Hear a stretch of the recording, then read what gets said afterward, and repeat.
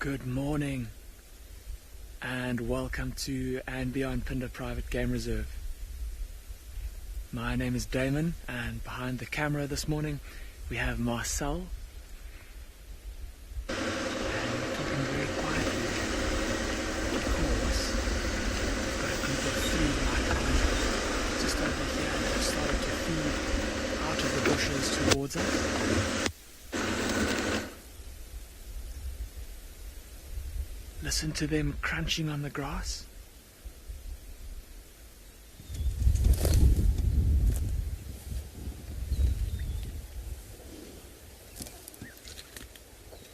And look at how that rhino is using his ears. Look at how his ears are swiveling around all over the place. Listening in all directions. Listening out for any sounds of danger of other rhinos approaching. And look at how far away his ears are from his mouth. Just imagine for him, if we can hear him crunching that loudly from here, imagine how loud his own crunching must be in his ears.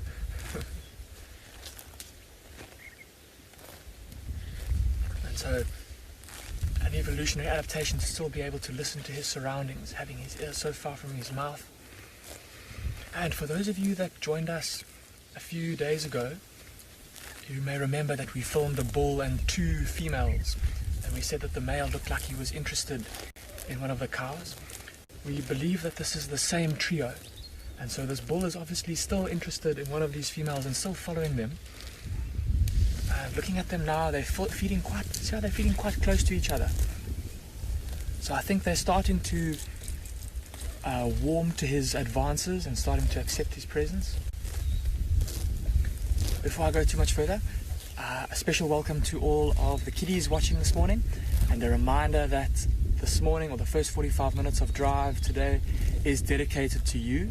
And if you have any questions, please send them to us at kidsquestions@wildearth.tv.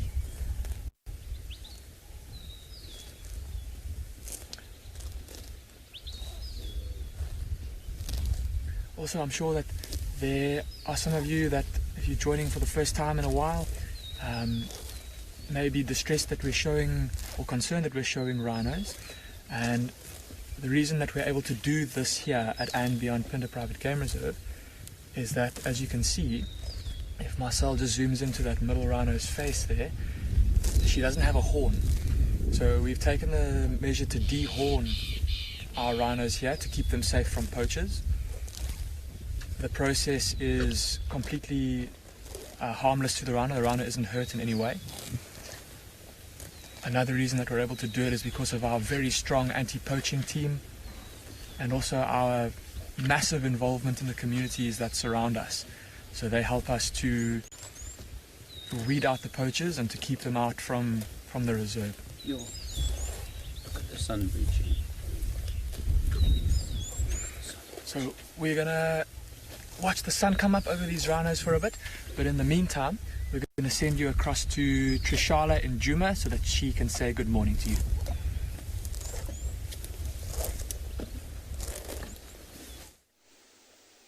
Good morning, everyone. How are you? I hope that you are well. From myself and this lovely moon that we have. It's a very chilly day here in Djuma. It's about 11 degrees Celsius to 52 degrees Fahrenheit. And I am togged up quite a bit, and so is BK. Hi everyone, it's me, Tswalu, and I've got BK on camera this morning. And yes, it is chilly, like I said. My face feels very cold, but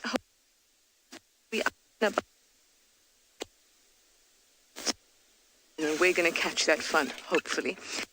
Been around Gallagher Pan area because I heard a couple Franklins that were shouting, but I went and had a look and cannot see anything just yet. So I'm going to head back towards quarantine, and I'm going to go south and maybe have a look at where the lions went after Little Gowrie. I was hoping that maybe they'd move northwards, which would mean that they would come into Djuma.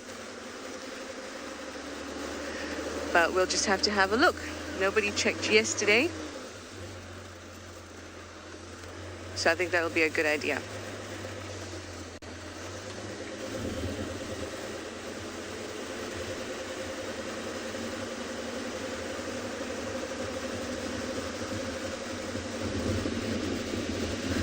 quite a quiet morning as well. The bush has been really quiet these days. Gabby, you say lions this morning? Yay! Yay indeed. I hope that I can deliver on those lions.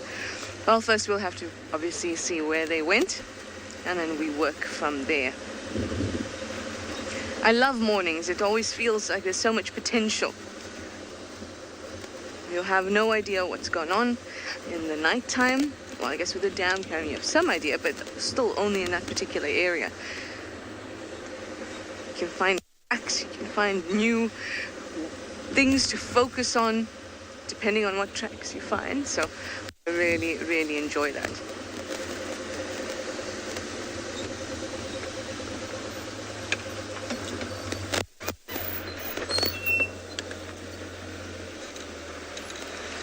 Yes, my nose and my eyes are definitely on the ground, and Steve is doing the same, so let's go over to him to say good morning.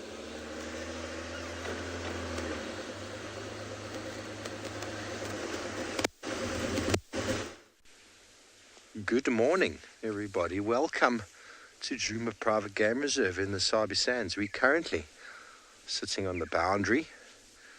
We have found tracks of that beautiful male hukumuri yesterday with his limp.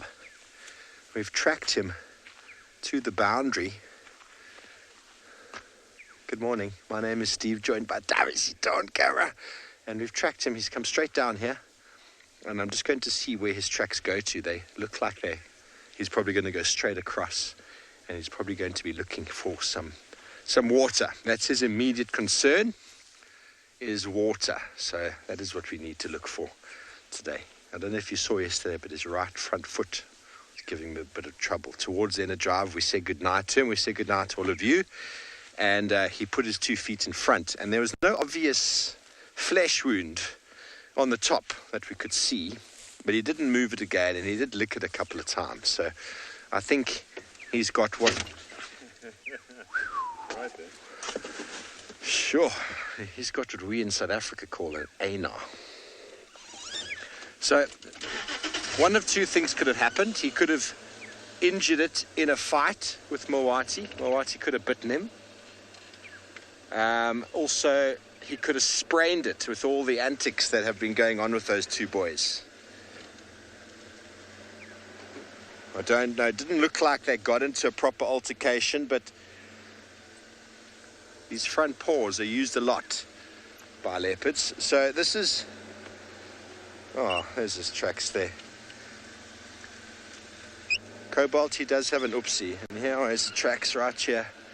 And he's going into... oh, there's 2 male leopard tracks here. It's going to be interesting. The problem is this is Arethusa just here. We don't have access. We don't have access to Arethusa, but a little bit further up is some Mbili. So while we try to figure out what's gone on with these tracks and where this beautiful male leopard has gone to, Nikki at Ambion Ngala is up and mobile. He'd like to say good morning. Warm welcome to all the kids from around the world. It's such a cold morning. We're at Ambion Ngala, and I'm Nikki, going to be the guide for this morning. And then with me on the camera is Owen.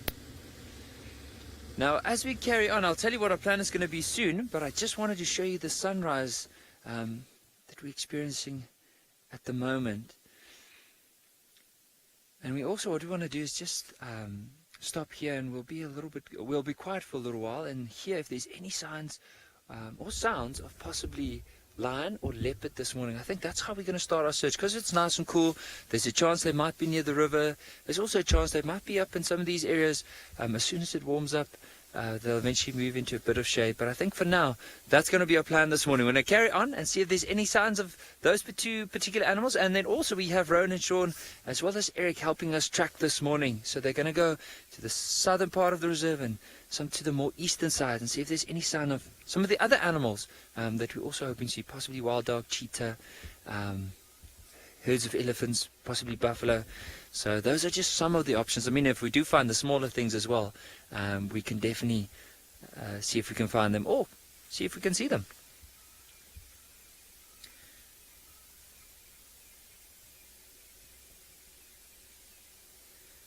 You'll often hear whenever the sun comes out like this.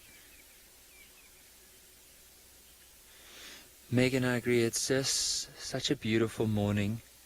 I think this one of my favorite times of the day is definitely early in the morning when the sun rises, and late in the afternoon when the sun is about to set. So that golden hour, just as the sun rises, and that hour before the sun sets.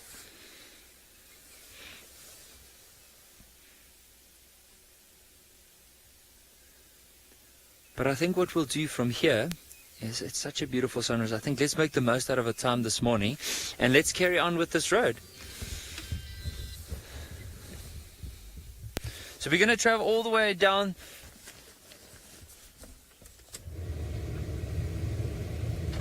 So we're going to carry on along the side of the river and see if we can find those animals we were mentioning. But in the meantime, while we do that, we're going to send you across to Damon at Ambion Pinda, who's also currently looking at the sunrise. And I know from my experience with Ambion Pinda, the sunrises there are absolutely spectacular.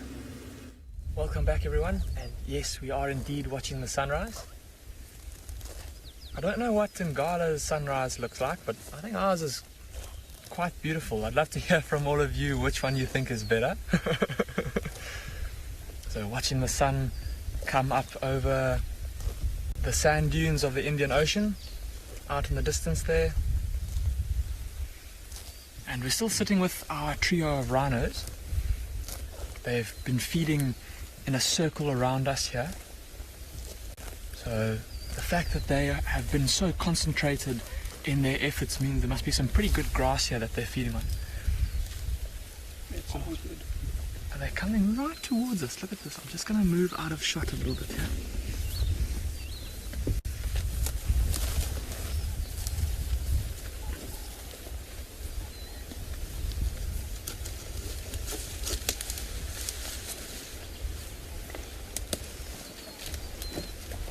Listen to those crashing sounds as they scrape through the dry twigs. Quite noisy animals when they walk around.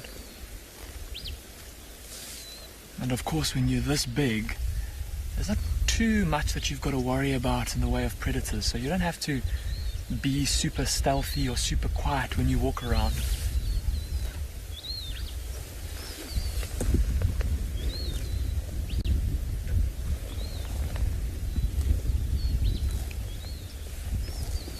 There's a couple of oxpeckers that just flew off this big male on the right here.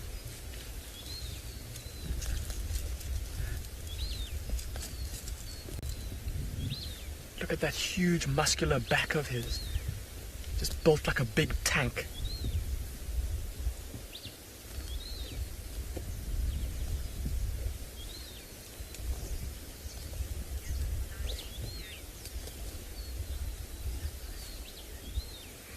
So all of you saying that you love the sounds of them crunching and the beautiful golden light that's being cast on them.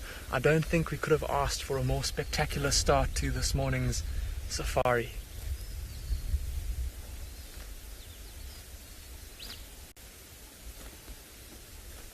And it's quite nice for us that we've been able to find these rhinos now for a second time. And for those of you that have been following along, like I said, you may have remembered us when we filmed this bull and these two cows and how we were at that. Like I said, the fact that he's still with them means that he's definitely interested in one of them, and it seems like they're warming up to him, like I said earlier. Wouldn't that be fantastic if over the next couple of days we can follow their courtship?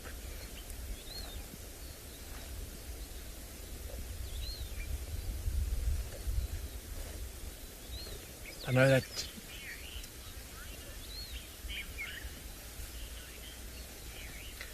Mary, you're asking if male rhinos normally travel by themselves. Mary, when they get to this size and this age, then yes. So this, looking at his size and his size, it tells us that he's a fully grown adult male in his prime. And when they get to that stage, Mary, then they will have their own territory, and they will actively defend that territory against other male rhinos. And in doing so, they have to spend a lot of time walking around and scent marking and patrolling their territory. And so all of that means that they do live alone. So he'll want to keep any other big males out of his territory. They won't be allowed in unless they behave submissively to him. But if they try to scent mark, or they try to if they show any interest in any of the females that live in his territory, he'll get aggressive towards them, and then fights might break out. But yeah, so a big male rhino like this will typically be a loner. He might join up with females like this if he's looking to mate, or if there's a female that looks like she's ready to breed. He might also, just by chance, often patches of good grazing like this one here, where these rhinos are feeding, will often also bring rhinos together, and then you might get groups of, I've seen up to 14 rhinos in one group, just because of how good the grazing was in that particular area. And there were all kinds. There was a big bull, there were a couple of females with their youngsters, a couple of sub-adults, and they were all feeding peacefully together.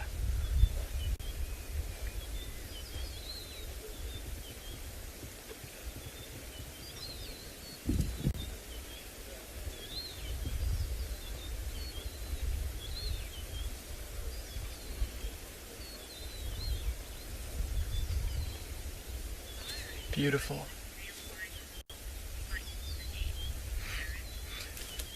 Byron, typically when white rhino bulls fight, if it's two big evenly matched males, they'll fight viciously. And in fact, I was just telling Marcel a couple of days ago, one of the other rangers showed me a photograph that he took of a white rhino bull that had had its face badly bruised. It looked like he'd been in a bar fight, and it was from a fight with another rhino. So they'll swipe at each other, and they often kind of cut each other's faces up quite badly, and they get big bruises. But normally when they're two big bulls like that, they'll be pretty evenly matched, and they'll fight and fight and fight, and normally one will give up. So it's not normal that they will fight to the death. It does happen every now and then, though. I personally have never seen that happen. What I have heard of happening more frequently is when a dominant bull is trying to chase a sub-adult bull or a younger bull out of his territory, and that younger bull is not quite as strong as the big bull, and he'll try and run away, and if he's not able to get away and that bull manages to get a hold of him, he'll kill him. I'm just going to move us forward ever so slightly, just so we can try and get another view of these rhinos.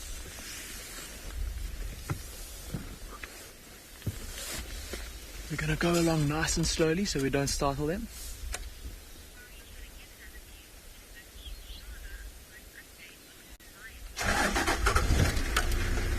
But while we carefully try and reposition, we're going to send you across to Trishala, and she's going to give you an update on how her lion tracking is going.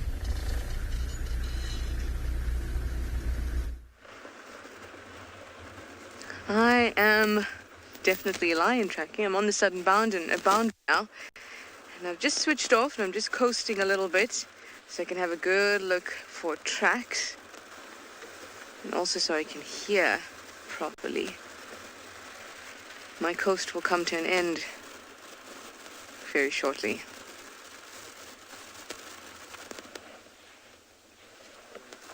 Doesn't it feel awkward when that happens?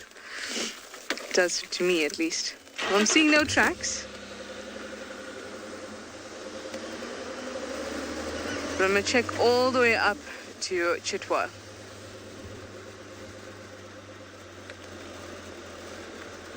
And then I'll also check Chitwa driveway, just in case. Maybe I see Kuchava.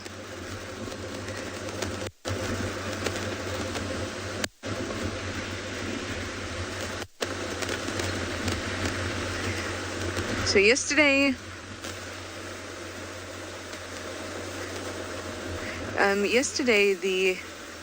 when other vehicles went back to see the lions in the morning, they had moved, but nobody knew to where after we had seen them. So they had a whole day of movement. But when I came along the south towards that area yesterday, I didn't see any tracks. So Let's just hold thumbs. Hi, Mason. You're 11 years old. You'd like to know, do we have jaguars on the property? We don't. But we do have its close relative, the leopard. Hopefully, I'll be able to show you a leopard, which would be awesome, and you can actually see how similar it looks to a jaguar. But you don't get jaguars in Africa. I love seeing how different animals can live exclusively in different parts of the world. Leopards in Africa, Asia, jaguars, South America, but yet they can be so similar. And it's really interesting to know the story of how that happens when their ancestors split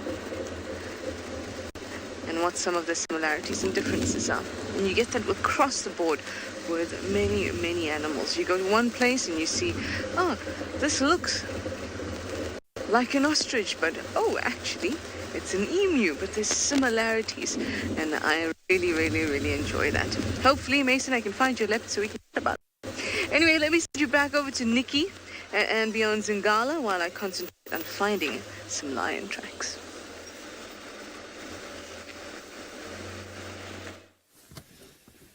So we just found a small herd of elephants. Now they are moving a little bit into a dense area, but there is a gap. And what we're hoping for is that we'll be able to see them moving through that gap. There we go.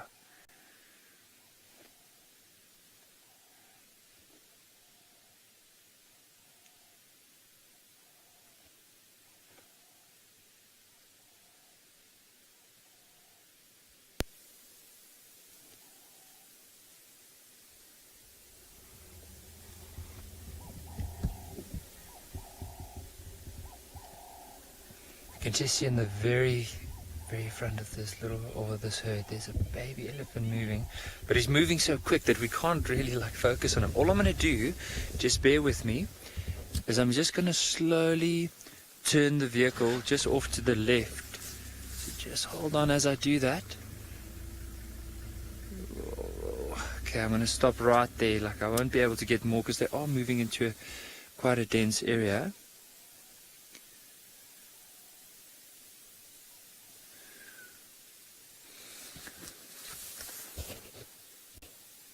So it looks like this herd is there's only 3 elephants here. So I thought there might have been a little bit more, but it's a young-ish calf and then 2 females that are moving together. And I wonder if it's not part of a bigger herd, and the thing is they might have separated as they were feeding and now they're going to join up again. Probably that's why they're moving so quickly. Now, we can't see them anymore. I think from here on they'll probably start heading off up in that direction. But I think while we're here, I want to just make use of this opportunity just to show you more or less where we're going to be exploring this morning. So just to show you where we are. So we are currently right over here in the river. So right over there.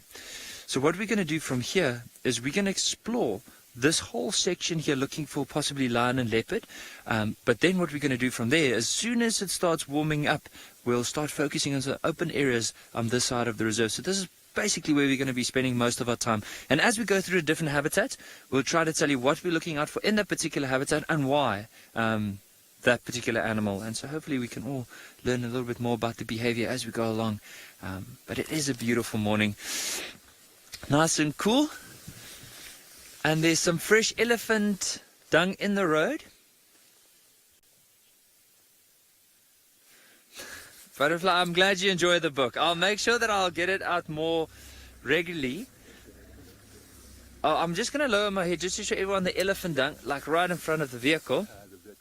Oh, I think the vehicle might be blocking it. But it is super fresh. There's actually a bit of steam coming out of it. I asked Owen if he'll check it. He still doesn't want to.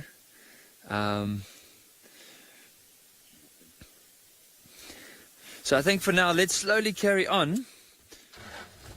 Now, I need to tell everyone a little story about some fresh elephant dung. So when I did a walk once with one of my best friends, we were having this little bit of a debate about how to tell how old dung, especially for elephants and rhinos and buffalo, how old that would be from the bigger herbivores. How do we know? How can we tell?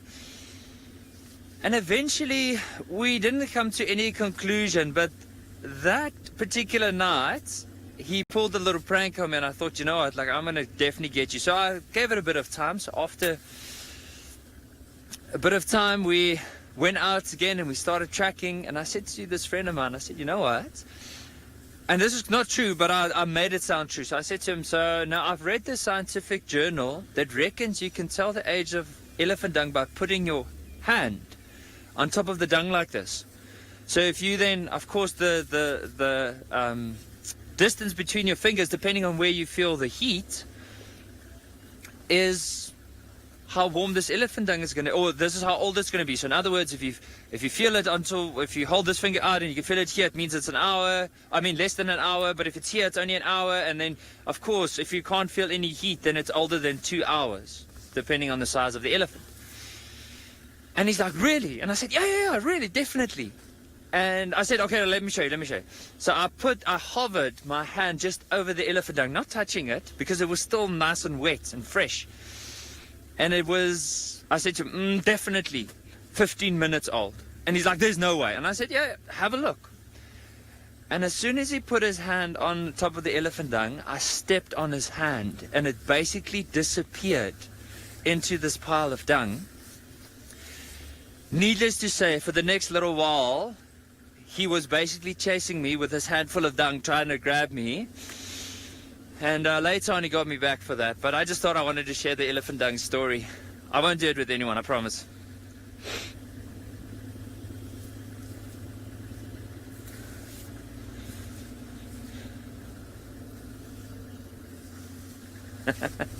Sammy, I also thought it was quite you at the time, but it was pretty funny. Like, you should have seen his face. Have you ever seen an owl with these massive eyes? It was almost like he could not believe it. I think there was a bit of a loose connection, because his hand disappeared, and at that moment he was looking at me and his eyes just grew the size of the moon. Like, could not believe of what I just did to him. And yeah, he got me back.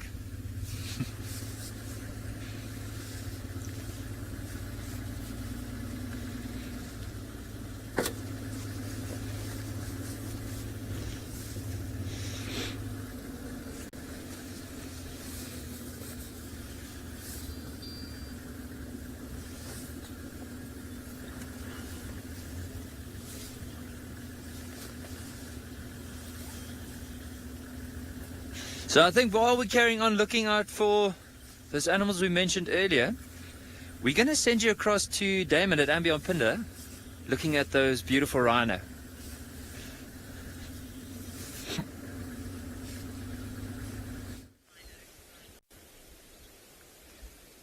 Welcome back to Pinda. Nikki, I'm pretty sure we could use the same trick for rhino dung as well. I imagine it will be equally unpleasant, maybe even more unpleasant.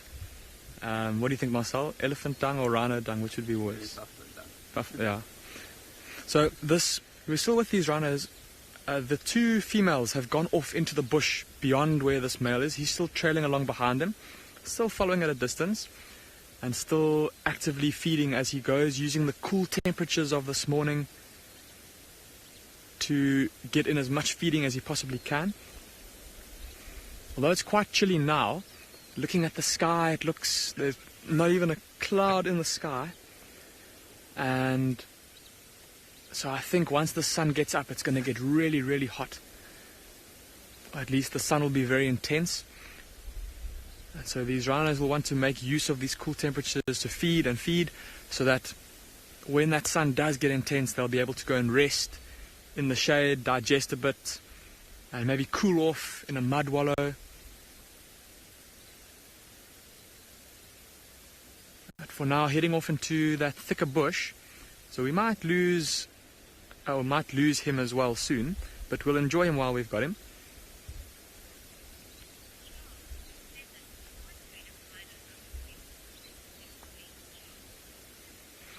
Charles, who's 7 years old, you're asking if rhinos are exclusively herbivores. Charles, yes they are. So this rhino is the white rhino, and it will only feed on grass. That's all it eats. And the other kind of rhino that we, excuse me, that we get in Africa is the black rhino, and it is also exclusively a herbivore, but it feeds on... Oh, did you hear that? There's a little bit of a snort. Sorry, Charles. So the black rhino only feeds on leaves, but both of them exclusively herbivorous. I'll just show you quickly in the our little book here, just while that rhino is just showing us his rear end. So there's the white rhino, Charles, that we've been looking at. See how it walks with its head close to the ground, and it's got a very wide square mouth that it uses for cropping the grass, for grabbing big chunks of grass like a big lawnmower. And so that's why it walks like that. The black rhino, see how it holds its head out in front of it when it's walking in its kind of neutral neck. Its neck is in its neutral position. And the reason for that is because it feeds on leaves and branches and twigs. And it's got a little pointy prehensile lip that it can use almost like a miniature elephant's trunk to gather up branches and twigs and then feed them into its mouth. But yes, both exclusively herbivorous.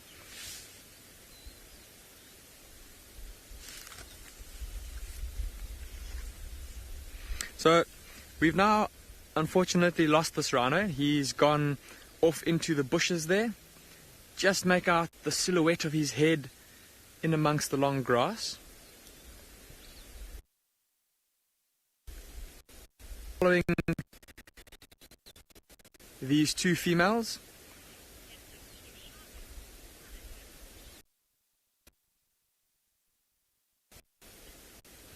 And go and see what else we can find for the morning. In the meantime, though, we'll send you across to Trishala on Juma, who also has a large grey herbivore.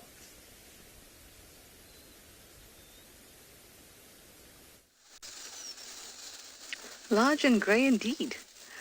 We have 3 males, 3 bulls. Any bulls? Where did the other one go?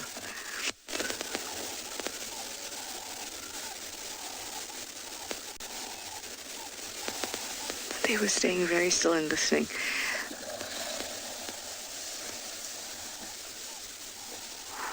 And now I'll stay very still and listen to that. And that, everybody, was some gas. Because all this vegetation is bound to make you a little gassy. I'm going to roll forward a little bit. See if we can get a better view. Coasting, don't let me down. As good as it gets for now.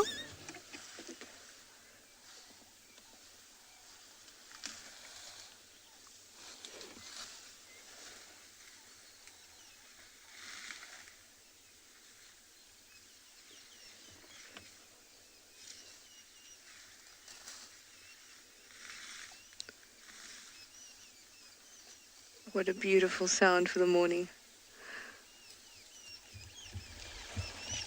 Dora, you say you love these elephants. I do too, Dora. Now they're just... Ooh. They just moved into Chitwa. So I'm going to go and check the driveway and come back, and hopefully we would have moved a little bit closer to the dam.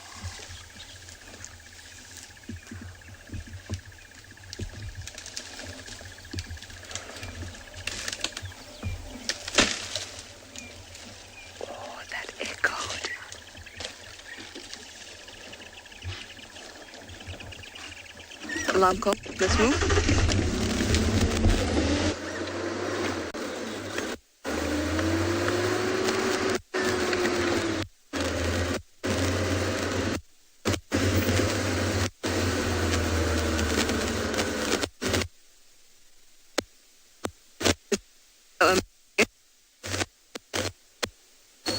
I'm just going to stay because I see them. All right, I'm going to send you over to Nikki at Ambience in Ghana. He's got a giraffe, and I'm going to stand by for whatever predator is around.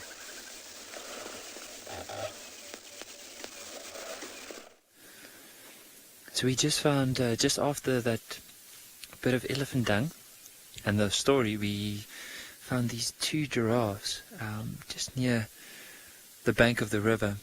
Now, if you look at just trying to see this one that we're looking at the moment, it's moving into a bit of a cover, but there's another one that's just off to the left of where that one was. So it's basically where the sun is rising, just in front of it. That's where we can see him. But you can see early part of the morning, nice and hungry, so he's just eating or grabbing as many of those leaves as he possibly can.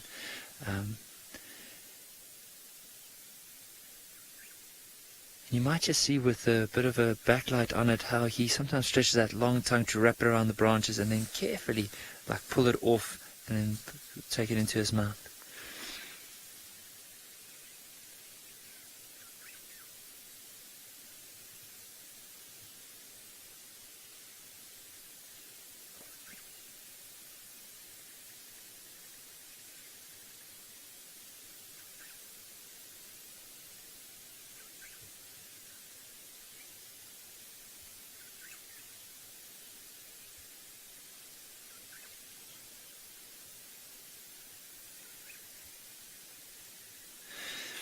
Catherine, the one thing about Ngala, and I'm sure with all the properties that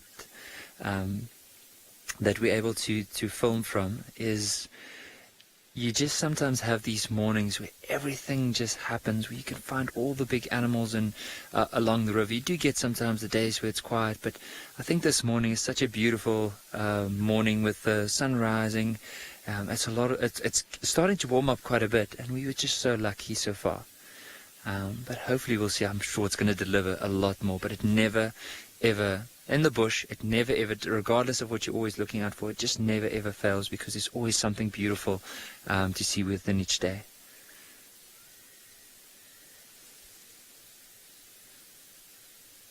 You can see this one's very, very curious. Just have a look at the long eyelashes on that.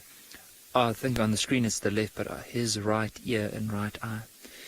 Now, have you noticed how fully stuffed his cheeks are? So what he's doing now is ruminating. So he's bringing up all the food that he's probably been eating this whole morning into his mouth, chewing it and swallowing it. Because often you can imagine with some of the leaves that he eat, it's really hard to break down in order to digest it. So they need to soften it up quite a bit before it actually goes through the digestive system. But you'll notice now, as soon as he swallows, it won't be long and he'll bring up another mouthful into his mouth. Now, I've counted this before. I think the last time I counted was 32 chews before he swallows. So now we might just see, there it just moved from the neck into the mouth. Look at that big cheek full of cud again. So cud is basically just everything that he's eaten during the morning that's in his stomach that's breaking down. He brings that up again and chews it again and swallows it, brings it up, chew it again and swallow it.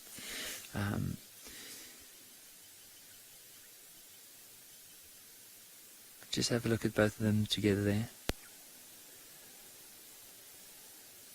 Now, it only looks like it might be just two males that are together, but the thing about giraffes is it's very interesting. They never form a permanent herd structure. They form something that's known as a temporary association. So in other words, if I can use an example on this, so let's say there's 10 giraffes, then 2 would move out and 5 would move in, and 7 would move out and 1 would move in. So there's constant movement of members within a herd. And then, of course, the males often then fight, of course, for mating rights with those females. But you'll notice these two are actually males. And how I know that is if you look at this one's horns. I know it's hard with the light to see it properly, but you'll notice it looks like it's quite thick, the horns at the top, but also at the very, very end of it, it looks like it's bald. And because of them fighting each other through that behavior known as necking, whenever they hit each other, it rubs down that hair, and eventually they have these bald tufts.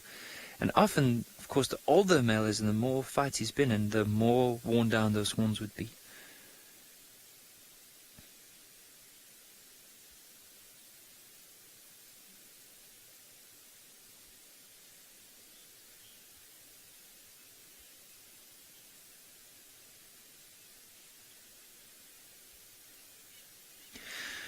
Charlie, with With rhino, I've noticed that, especially because their territories could be fairly big, you do find sometimes that giraffes, especially the males, are by themselves. I've seen it quite a few times.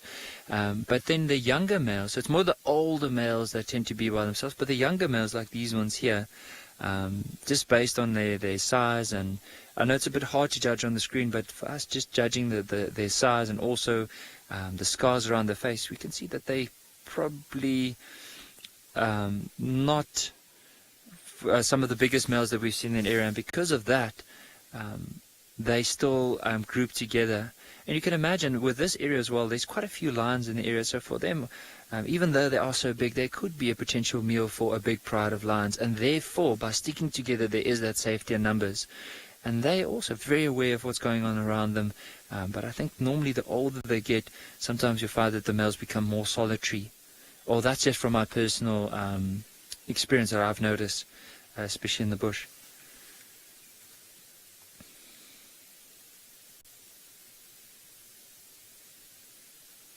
Oh, and how's the view from that side? Do you want me to move slightly forward, or you can still see?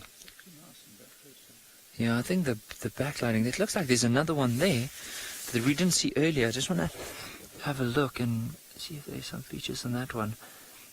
It might be a female because of the tufts on. I think it might either be a female or it could be another young male, but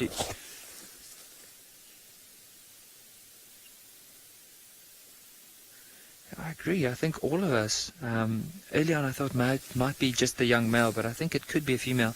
I'm not too sure. What I'm going to do though is there's a little bush in front of us here. It's not going to even take 10 meters.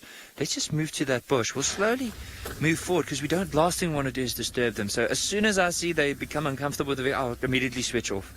So just want to slowly creep our way forward so we can have a look. Is it a youngster? It does look like a youngster.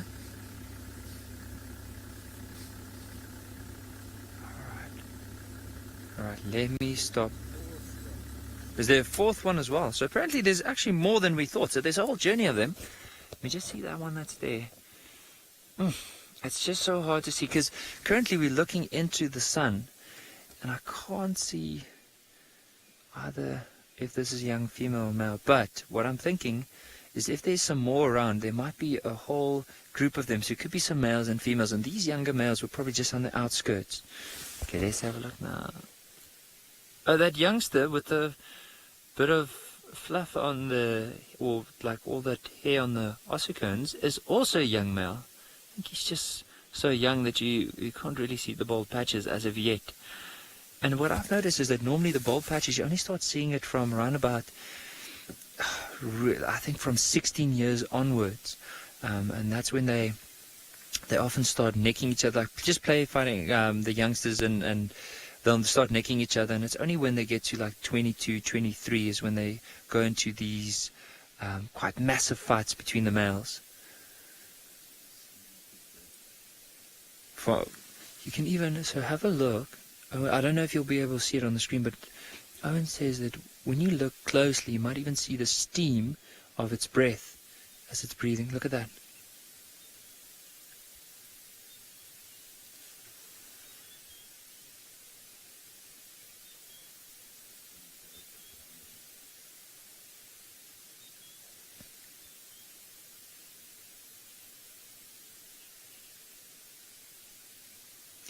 So we're going to see where these giraffes head off to, but I think if they do start moving on, we might just lose them.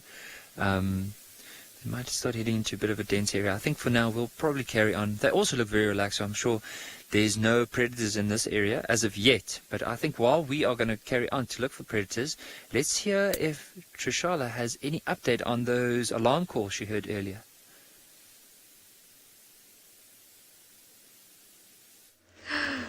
Trish found nothing. So those impala actually moved into Torchwood, which is not very helpful for us. And their alarm calls seem to be focused that way. Nothing just yet. I'm still keeping an ear out. I've come back round to the same spot where he's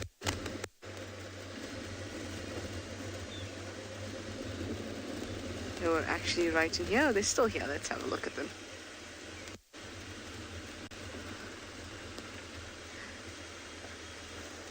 And then we can sit and listen for more alarm calls. Sorry, boys. I rushed off. But there they are. Our two beautiful bulls. Well, guys, this draws an end to our dedicated kids session. And now we invite all our other viewers to come on board, grab a seat, and come on safari with us. You can send your questions and your comments using the hashtag WildEarth or the YouTube chat stream.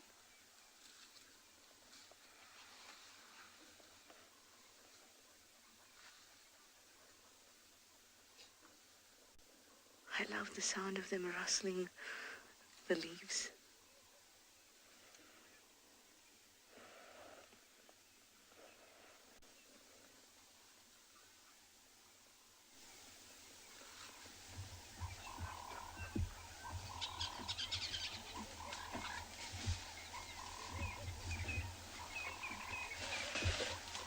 It's almost, dare I say, noisy this morning.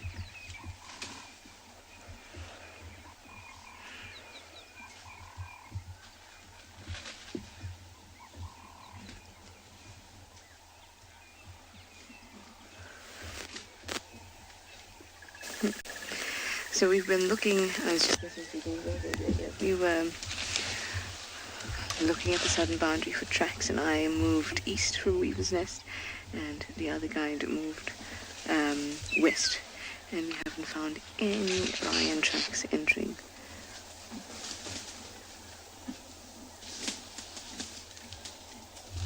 That's okay. Maybe it's a leopard kind of day. What I love about the morning is that you just don't know. In fact, the afternoon too. Anytime that you go out in the bush, you will never know what the bush feels like giving you today. Okay, so you say it is a very noisy morning. It is. Lots and lots of leaves rustling about, birds chirping. There were some drongos in the back squeaking along and having a little fight. There were some hardy doves, Cape turtle doves, francolins, all giving it a shout, belting it out for the morning.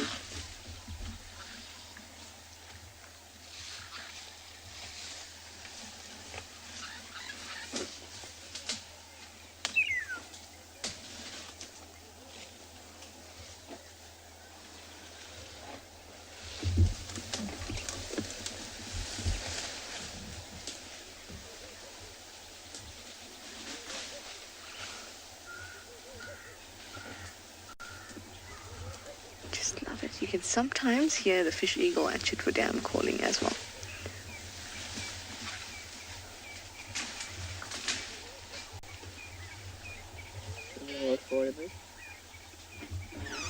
Let's try. They're in quite a dense little Combretum woodland patch here.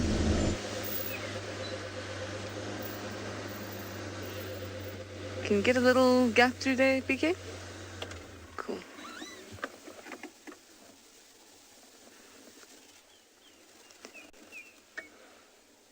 I love to just sit and listen sometimes because that's how you get most of your clues and direction out here.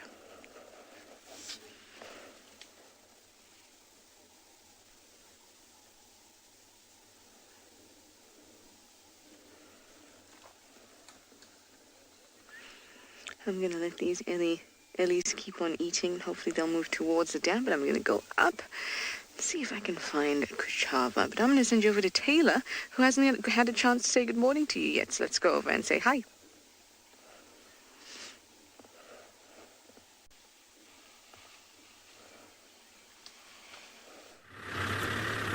Good morning, and as Trishala said, my name is Taylor, and on camera with me today is Gert, and we are driving around on Pridelands, which is just outside of Hoedspruit. Now, we've been very busy this morning. We came down to the area where we had a male leopard yesterday to see if we could figure out where he went, because we did lose him, but we'll get into that. Then we found female leopard with cub tracks. Now there was a leopardess seen with 3 cubs about 2 weeks ago, but she hasn't been seen since. But she's kind of the master of disguise and she blends in very well. I think she's gone into this huge rocky ridge that runs east-west through Pridelands, and unfortunately there's no roads that run along the edge of it, just on top. So we've driven that extensively, but she could honestly be anywhere, and why would you not be sitting up there keeping nice and warm? So we'll keep checking around those areas. The lions have been roaring. We've also picked up on a lioness's tracks, and I think that she might be denning in this drainage line that's just to the left of us, because we've seen her once in the drainage line before and she was very shy. And then we've also seen her, I'm going to show you some tracks here, and then we've also seen her tracks coming in and out of this area fairly often. I'm going to jump out of the vehicle very quickly just to the other side. So basically it's just very suspicious that the same one lioness constantly keeps going in the same direction. I'll put this in a pocket. So I don't know why I only have one glove on this morning. So where is a decent track?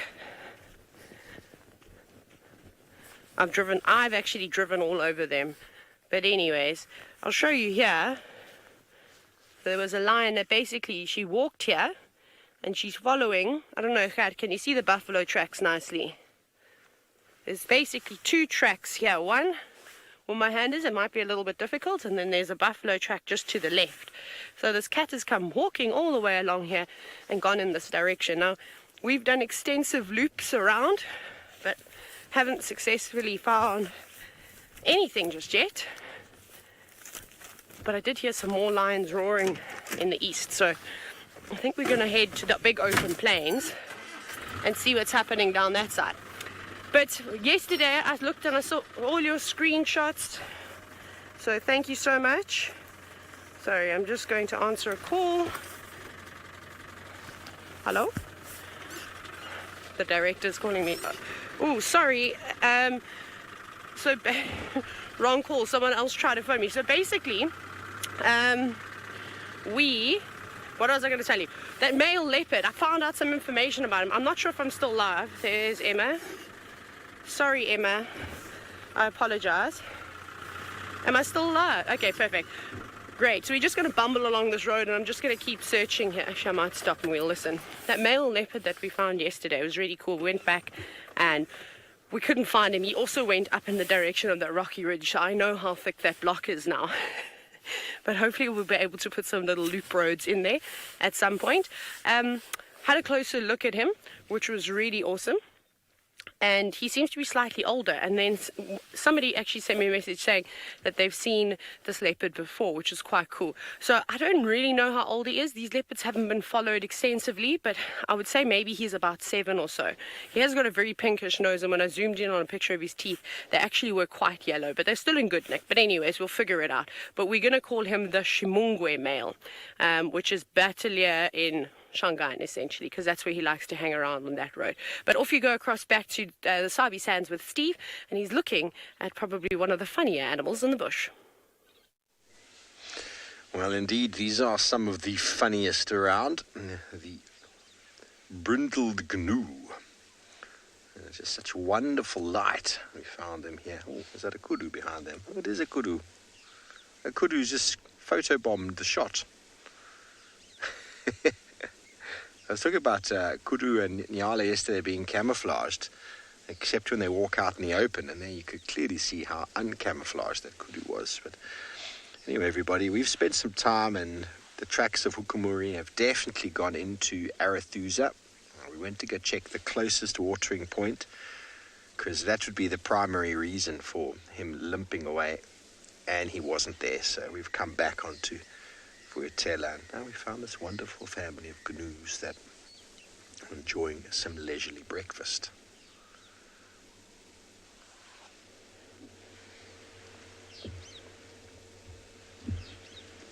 Now, wildebeest are regarded as concentrate feeders.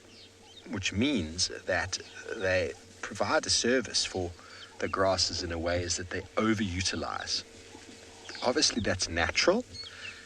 Warthog and wildebeest are both extremely destructive feeders, feeding on the grass very, very low down. The way I like to deem it is if you think about if you've ever cut your lawn before. I'm sure many of you gentlemen out there, some of you ladies have cut the lawn before, and you will notice if you have the blade on too short, then what it does is it cuts the grass to such an extent that it actually kills it. But if you cut the grass at a really nice length, it maintains a very nice greenness to it. If you've ever seen a football field or a soccer field or whatever, a cricket field, that's exactly what they maintain. They maintain that living layer of grass. And that's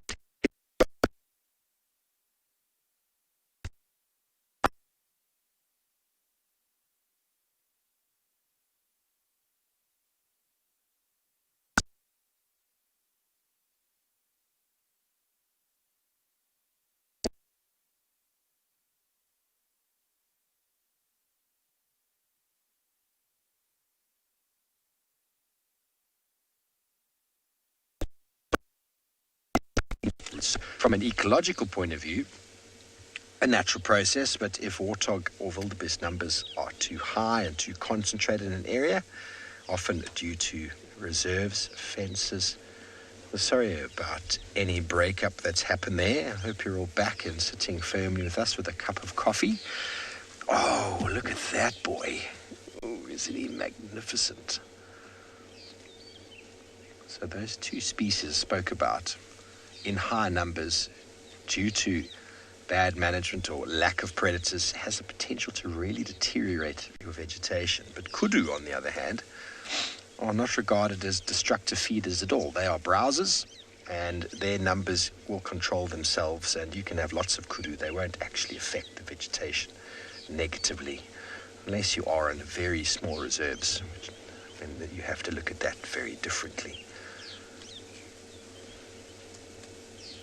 Okay, well, we're going to stay here and see what our wildebeest get up to. In the meantime, and Beyond Ngala has found some spots.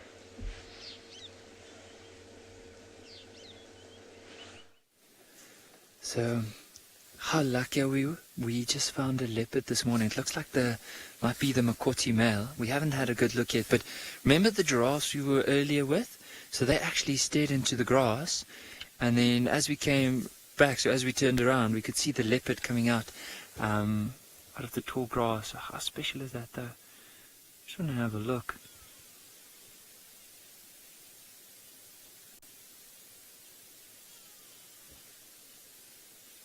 It might be him. Let's go around and see if we can get another glimpse of him. There's a big tree there, so who knows, maybe this leopard might start heading up in the tree.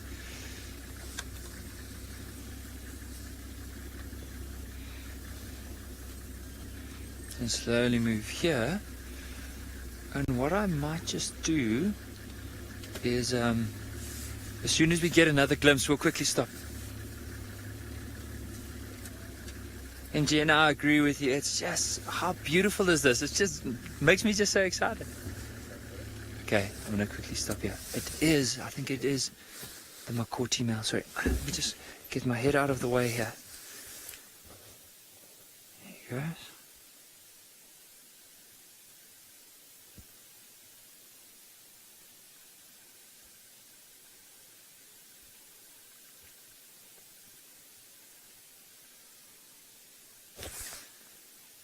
Oh, this is so special. So I think we're going to follow him for the next little while. And for those who don't know, oh, he's actually coming out again. There he is in the sunlight. You can see the way that he's like looking around and using a bit of the shadows. I think he might also be looking for opportunity to hunt. So earlier on, we came from that side where he's heading off to now, and there was quite a big herd of bachelor impala. Or bachelor herd of impala, and I think he might start heading in that direction. But for those who don't know too much about this Makoti male, hopefully what we'll do is eventually, if he gives us a bit of time where he goes and settles down, I'll show you a bit of his territory on the map, but also tell you a bit of a story about him. But for now, let's try and see if we can get another glimpse. This is just absolutely spectacular. So he is, so Owen, you're going to have to help me here. So he's heading in that direction. Oh, you can see I'm just going to do a loop like this in the open. So Owen and I are going to work together here to try and see if we can get another glimpse. Is he? On that side, so if I loop like that? Okay.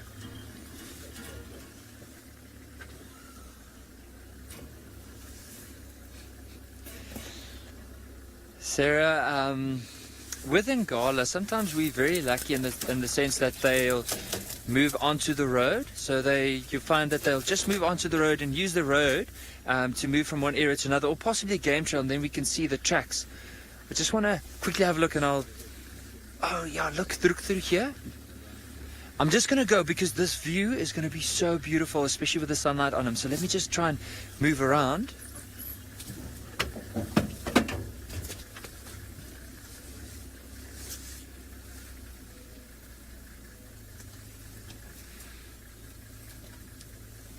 Yeah, I'm going to stop now because it does look like he's just lowered his ears. I don't know if he might have spotted something. So we're not going to move soon because look at him. The way he's just sitting in that grass.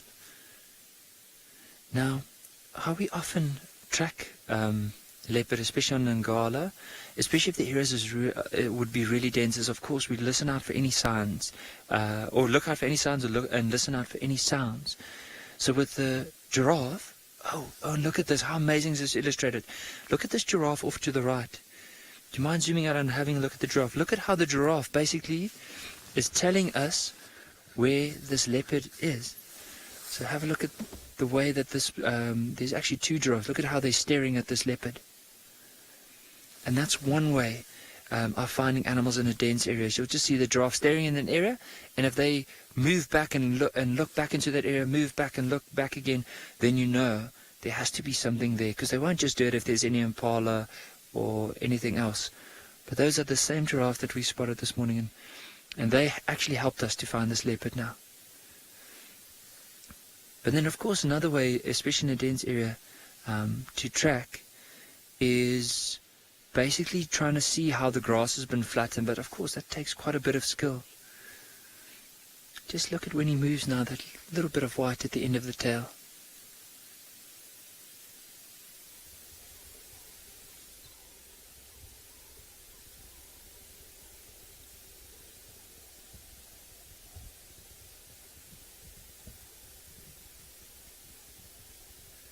See his whole body language. He's definitely spotted something.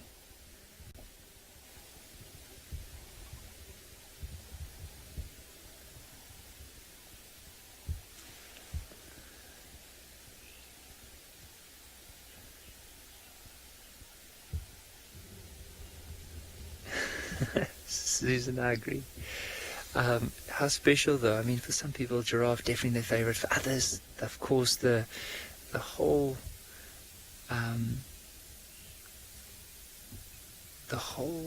or the body or the patterns of a leopard is really something that they absolutely love. And you'll see often with drives, some of the biggest requests, especially for leopard, and giraffe. So I do agree, the two spotted animals in one scene. So let's just move a slight bit forward.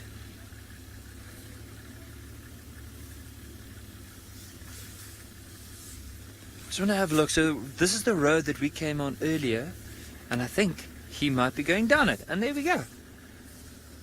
So I'm just going to move like this. There he goes.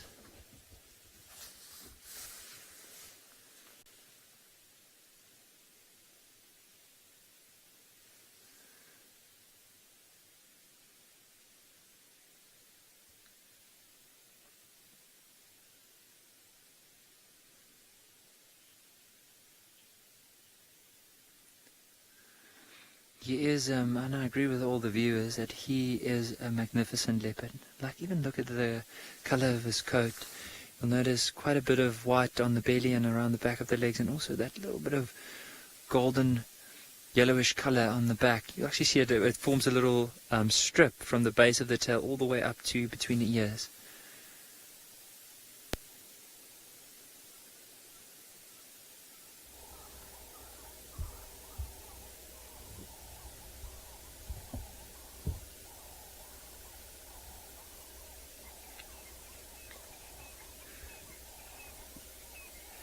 So the one thing about whenever you move in the bush, it's and you want to make sure that you don't surprise an animal, or that you're as aware as you possibly can be, is you have to walk and then stop and listen out, scan. You try and use all your senses, like hear if you can hear anything moving in the grass, maybe smell. There could be some elephants around, or possibly impala. For him now, it would be impala that he's most likely looking out for. But then also scan, because sometimes if an animal has moved into a dense area and it's standing still and feeding, you might not be able to see it unless you spend some time just looking out for any bits of movement. And I think this is what he's doing. He's definitely, as Owen would once say, he's not admiring the view. I think he is looking for opportunity to hunt.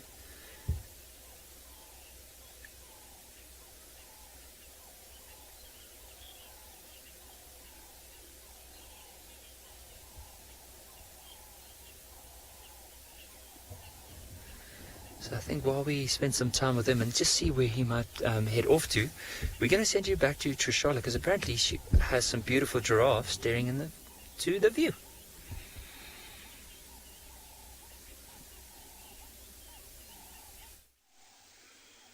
They are indeed. Everyone was happy. Everyone was feeling fine. As soon as Emma said she's going to come to me, there was an alarm call in the distance, and everybody just looked that way. There's also some waterbuck feeding below.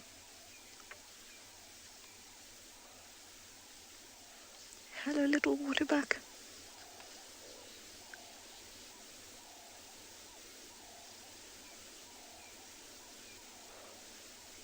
Isn't that gorgeous?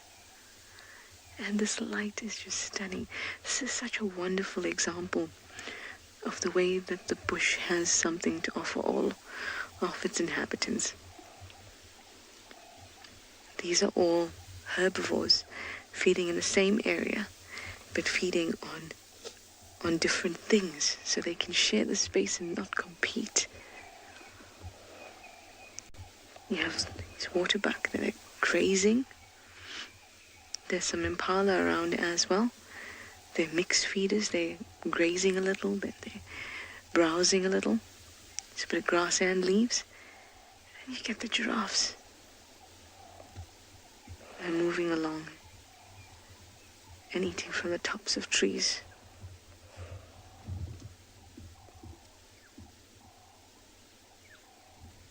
It's a really gorgeous scene.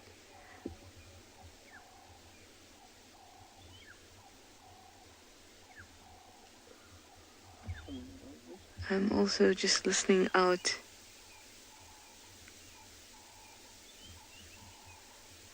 I think I might just leave these guys for now and drive out onto Critter Freak. You say, what a peaceful scene. It certainly is a peaceful scene. Let me try and give you one last glimpse of this peaceful scene.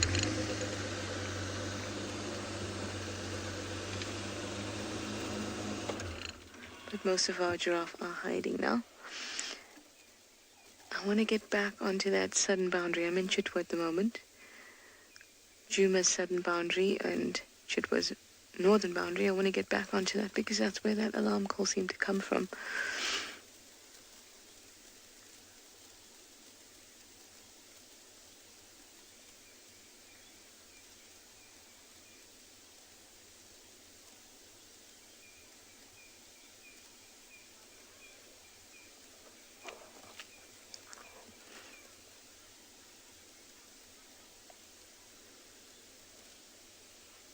Stunning. I'm so glad I could have shared this really pretty winter scene.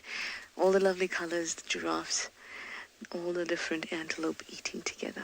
All right, I'm going to go follow up, and I'll send you over to Dylan at Tswalu Kalahari to say good morning.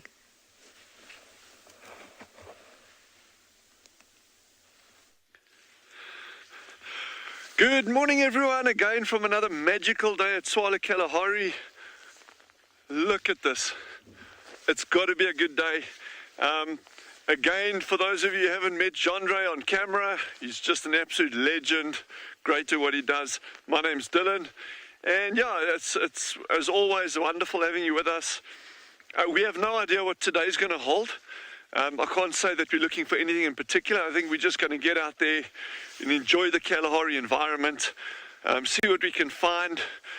One slight change that I'm going to make for the moment, and there's a good reason for that, is with the disturbance of that honey badger and that what went on at that, the burrow systems and that, I mean, he really, I think, had a lot of impact on that meerkat colony. So we're just going to give them a little bit of space. Our habituators are still going to carry on working with them. They will keep us updated, informed as to what's happening there. So we can really go back there at any time to view them. So there's no issues there. But I think just from our side, genre now, we're just going to give them a little bit of space and let Rebecca, our meerkat habituator, just carry on there. So we'll keep you posted, and we'll see them over the coming weeks many times as well, so don't worry about that.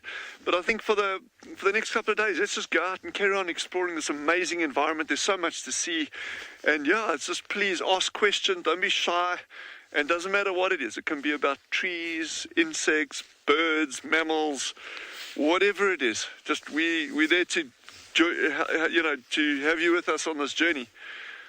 I think in the meantime, head over to Ngala. Apparently they've got some really good leopard sightings there, and then we'll see you just now.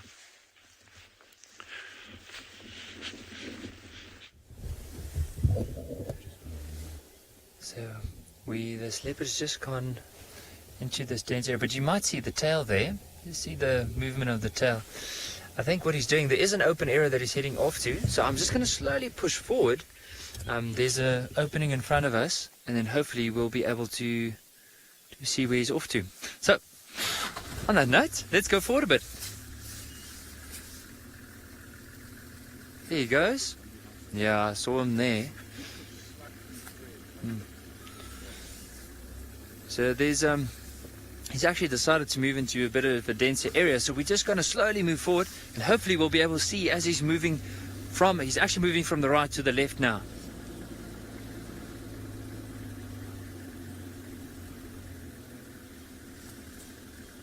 Okay, there we go. Just hold on. Just gonna Shelly, the Mokoti male, he is, sorry, just hold on as I move through here. He's close to 2 years old at the moment, but I'll give you exact, as soon as we stop, I remember writing it down in my notebook. I have the exact number, so I will get back to you on that right away as soon as we stop down. There he is. I'm going to just stop like this. I don't know if you can quickly... Oh, you know what? He's actually moving into an open patch just around... So I know it's a bit confusing because he is moving, but there is an open patch behind us, or in front of us, and he's moving straight into that open patch. So let's get there. And then I would like to get back to that answer. So I've written it down in my notebook, and I'll quickly have a look. Because often we need to remind ourselves, because you're in the bush for so long sometimes, and you start losing track of days or months. You're not sure. Let's just have a look. Okay, so we might find that it'll come out right here. Just slowly move. Hold on. There's actually there's a big nyala tree here that we found the nyala female with her youngster in the other day, and it looks like he's coming down in this direction. So, right, so we're in an open area now. Can you see him? Here he is, here he is. He's actually going to come into the open. There we go.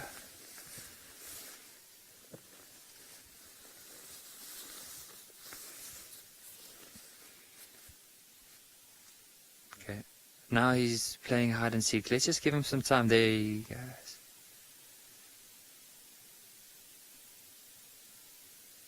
And that's just the thing about the bush. I mean, let's say that road with the giraffes, let's say we didn't stay with those giraffes for too long and we just decided, let's just drive.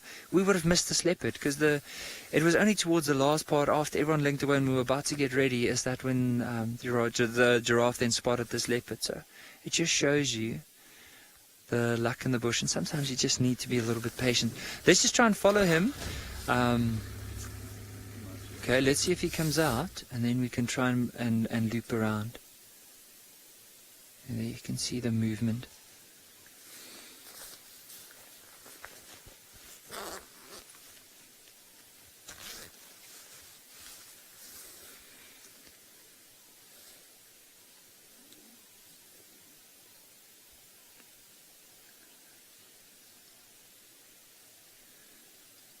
Anna Maria, I agree with you. He is such an amazing leopard. And his colors are really, really beautiful.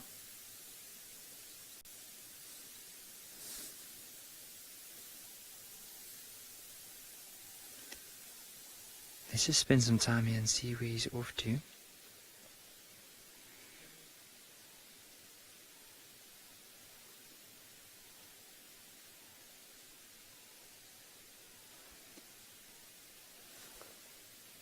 He's just moved out of the scene. So we try and see if we can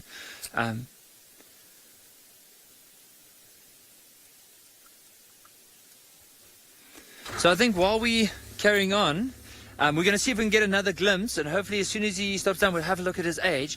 But while we do that, we're going to send you across back to Dylan at Tswalu Kalahari with those meerkats. Oh, I think he's looking at something on the ground. I couldn't hear the last part.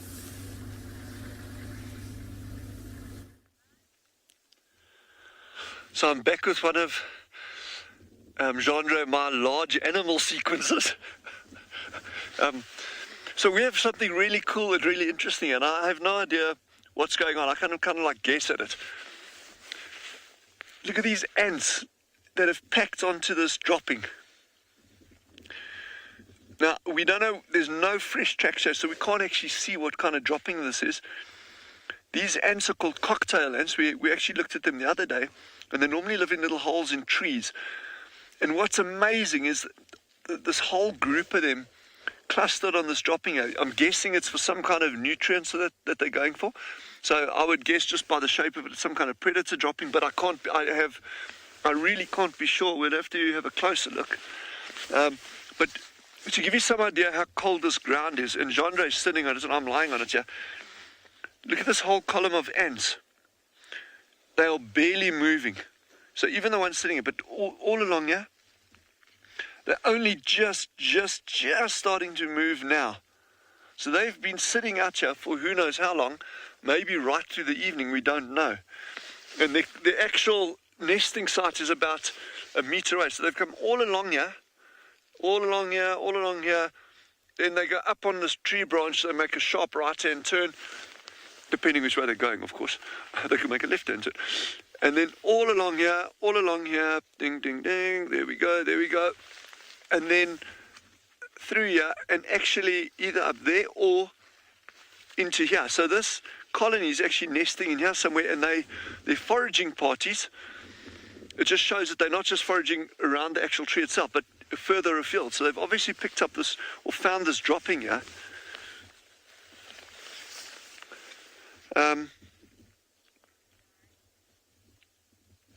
So we're not, sorry, I just lost signal there a little bit. So it's just amazing to show you, and in fact, when you look at animals' tracks, we might look at some tracks every now and again and the other guides, but you don't think of insects as leaving tracks. And yet, when you look at this path that these ants have worn, you can actually see a very, very, very clearly defined path that these ants have actually worn over here. You see that broad, smooth patch, and it actually goes all the way through there, and then even back in the other direction. You can see from the droppings where they all are here, all along, you can actually see there's like a little broad trail. And that is just thousands upon thousands of little insect feet creating that. So it doesn't matter how small an animal is, it leaves a track. Obviously, I'm not going to follow an ant track. I will battle with that. But it just shows you, with enough of them, they will actually leave a visible sign. But how's that, the sand, I don't know what this temperature is. It's probably 2 degrees, 3 degrees. So Lisa's just asked, why are these ants on that? Are they eating it? And that would be my guess. It can't be a temperature thing. I would be very, very surprised. It may be, in fact, maybe it is a temperature thing. My first guess would be that they're feeding on it in some way. There's some kind of benefit in there. And yet when I come here and I see all the ants on this path, when we arrived here, they were actually dead still. They weren't moving at all, freezing cold. And if you take a piece of wood like this, if you put your finger on that, it's actually considerably warmer than the sand next to it. So maybe this is just an animal dropping that that was on their path, and with these cold temperatures, they just started clustering on that. And why I think that might even be closer to the truth than a feeding thing. Look at this cluster of ants over here. And these little guys are clustered just on this little piece of twig and this piece of bark over here. Yeah, there's a higher concentration there. So maybe it is just a temperature thing. You know, these guys were maybe active in the evening, and as the temperatures dropped, they actually just kind of said, well, you know, let's just sit on whatever's marginally warmer than the ground. And I think, yeah, well, they're going to be warming up very soon. The sun's going to be hitting this point. So interesting, eh?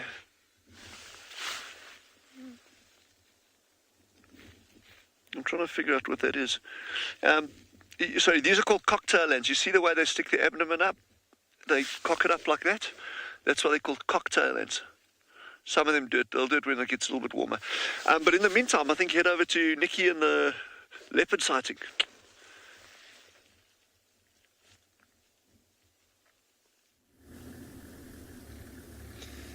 So he just gave us an opportunity just to catch up with him, because he was sitting for quite a while in this open area and just scanning for a bit.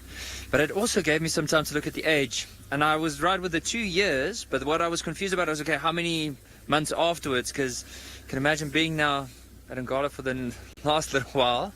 It's just basically, we lose all track of time. That's what I want to get at. But anyway, he's 2 years and 3 months, roughly.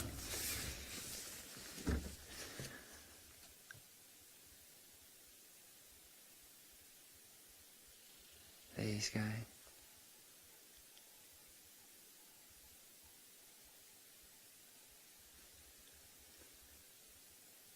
I can hear some impala just in the direction that he's moving, quite far off. It sounds like, you know, with impalas when they rut and the males start chasing each other. I can hear that in the distance. It's pretty far off, but I think that's why he's probably slowly creeping in that direction.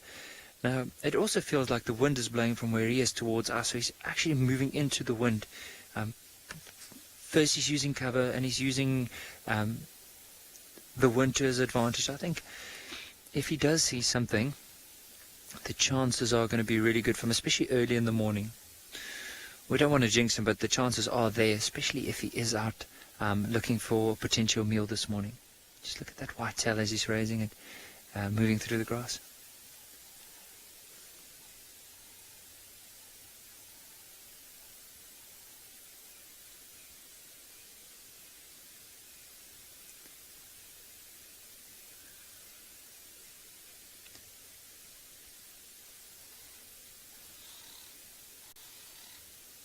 See how it's just moving, scanning, carrying on.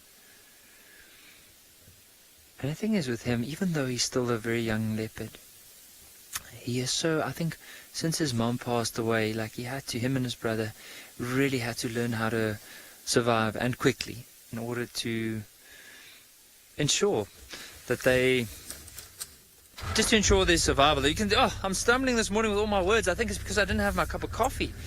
But so, for him, he had to build quite a lot of experience from a very young age. And even now, the way that he's moving, listening, like carrying on, using a bit of cover, tells us that he has quite a bit of experience, especially for such a young leopard.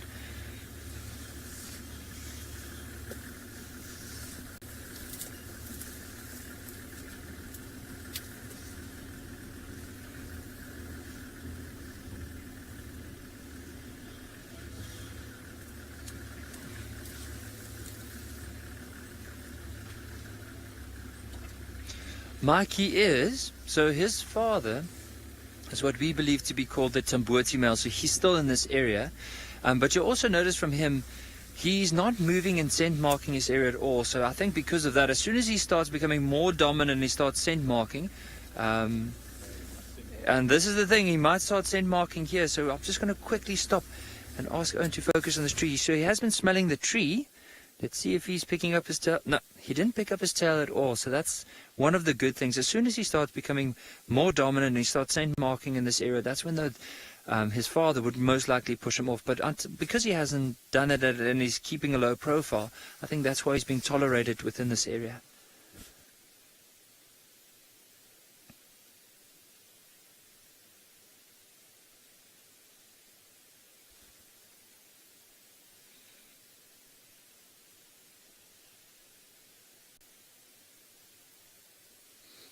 I'm glad some of the viewers are a bit worried about me without having my coffee. So, yeah, this morning was pretty interesting. I was trying to run for the coffee, but then I had to do other things, and eventually I didn't get out to it. So Owen said he promised he'll make me a nice cup of coffee once we get back. He says, because, shame, like he has to deal with me the whole morning now, like this person that's not even getting to say what he needs to say because of him not having coffee. So you can just imagine. Pretty hard on Owen.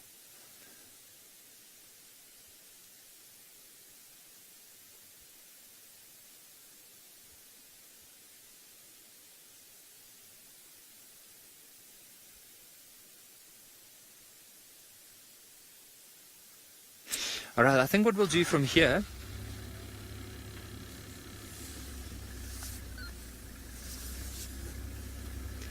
I think we're going to follow him and see where he eventually ends up. And I think while we do that, we're going to send you across to Tswalu with some elephants.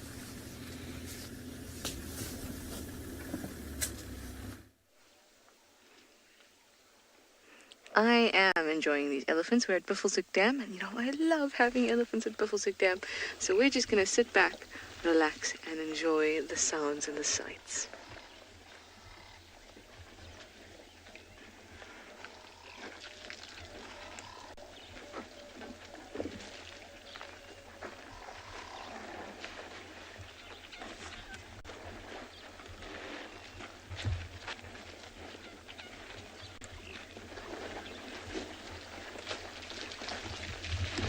I think that you guys should imagine that you're out here on safari. You've stopped over at one of the dams and you have a massive herd of ellies. There's some quite close to us trying to move in.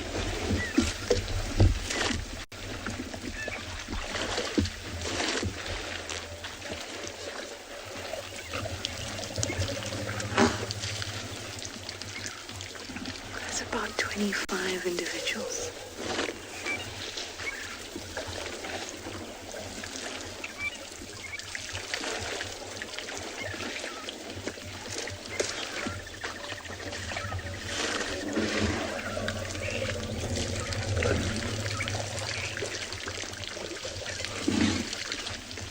Oh, hello, girl.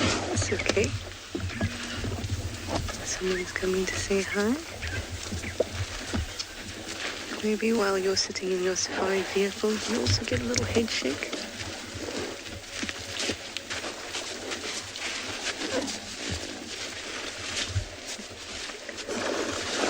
Oh, this is so special. Everyone right in front of us.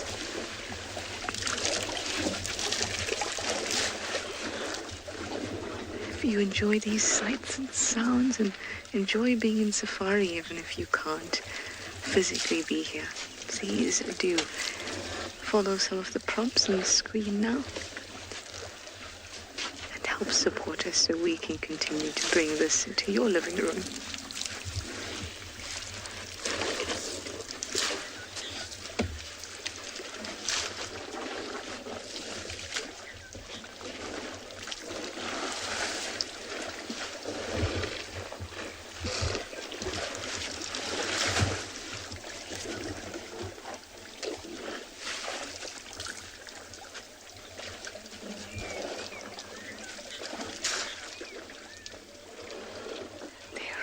In front of us on the water's edge.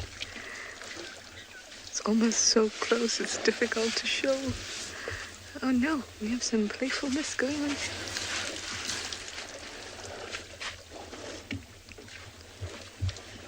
You can see the edge of my vehicle because they're literally right in front of us.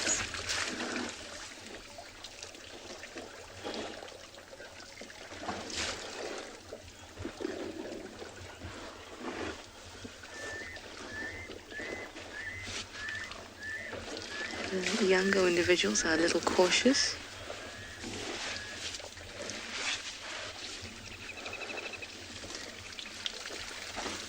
I'm just going to grab that again from you, Emma.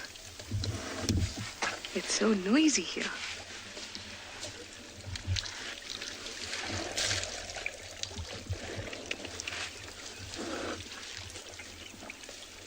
Any moose, you say, I'm surrounded. I am. They've taken me hostage. I'm surrounded. And I'm ecstatic about it.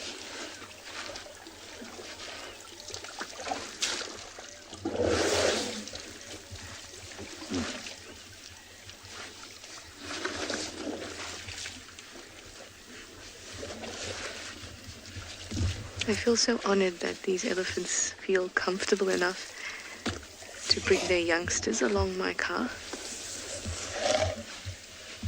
and have fun just in front of me.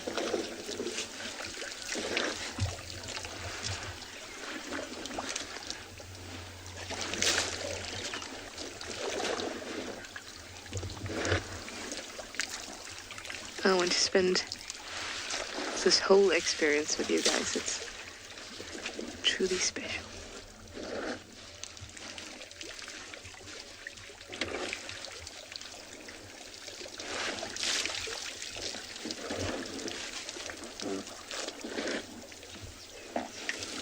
Sassy Cassie, so now you're just imagining swimming with elephants. I'm sure in our heads it feels like an amazing experience. But I'd imagine when you're actually in the water, knowing that there's probably crocodiles and hippos if the elephants are swimming in there, might be a little bit nerve-wracking.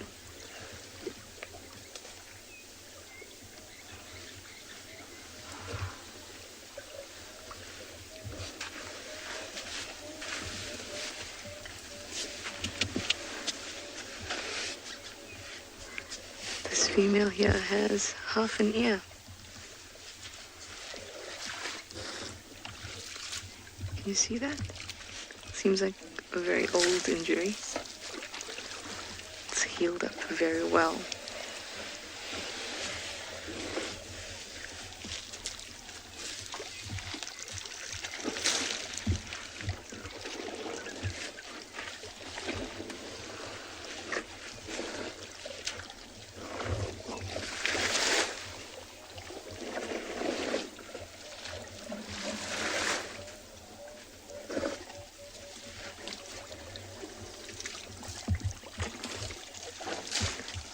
And yet you say nice close-ups. Nice close-ups, BK.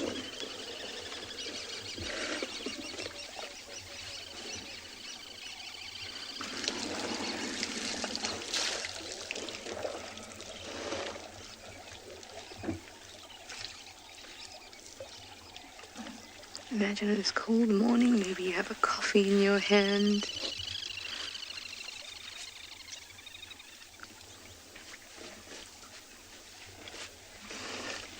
Sitting where I am and having all this joy. You don't have to think about anything else.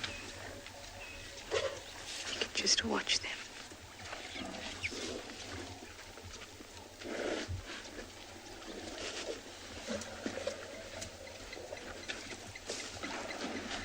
What's lovely is that they came to the side of our car.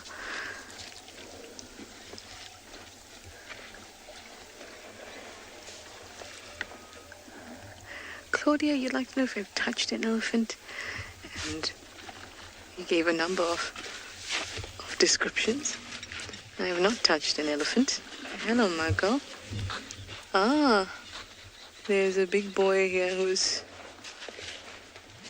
just on the other side of me. Claudia, I'm going to give you an answer in a bit.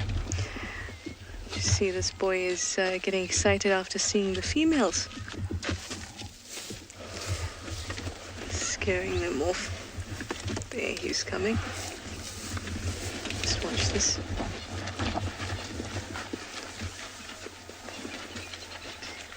Oh no, they're cornered. There's another big male on the damn wall.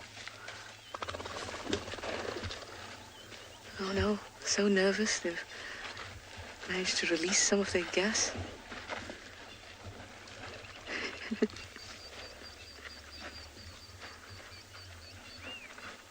But Claudia, I haven't touched an elephant, but from what I understand,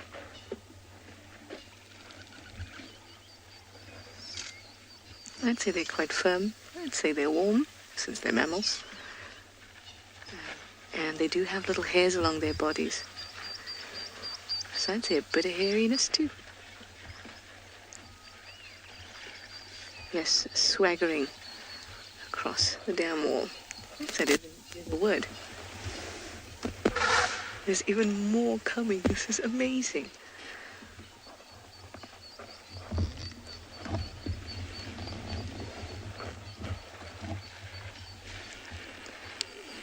No, all good.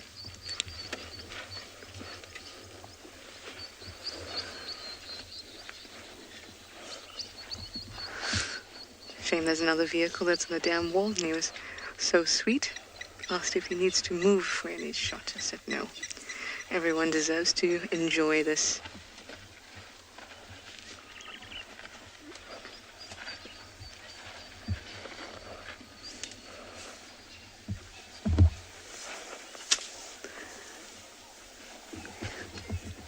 There's just more and more streaming in. Can you hear? I'm going to be very quiet and we're just going to listen.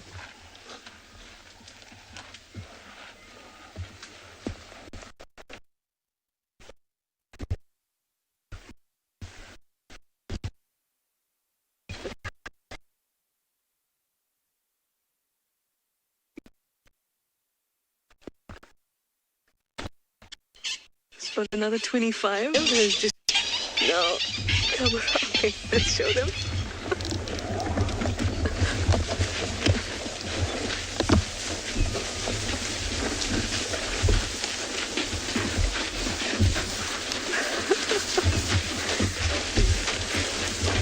This is unbelievable. Everyone is all right. They have space to move around me, so it's all good. This is why it's always nice that you position yourself and the elephants either come towards you or away from you, so they don't feel like you're in some way threatening them.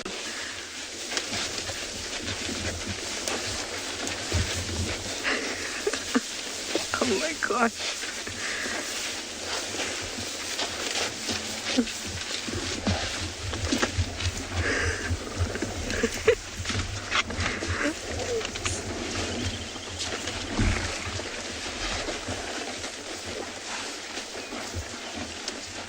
It's obviously a meeting no one told me about.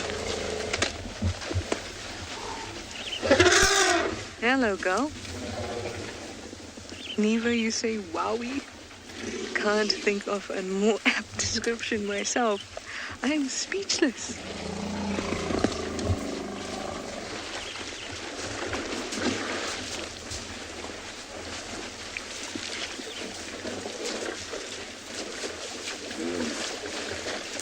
Hi, hi. It's okay.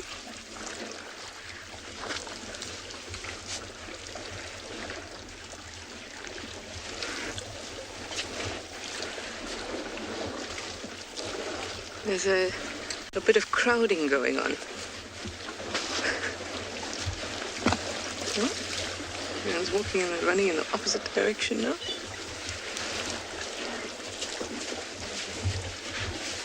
Susie, you say you love to hear them growl or mumbling or grumbling or growling. I do too. That's just a fraction of the chatter that's going on. Just a fraction. Hello, big girl. Hello. I know. This is your space. I know.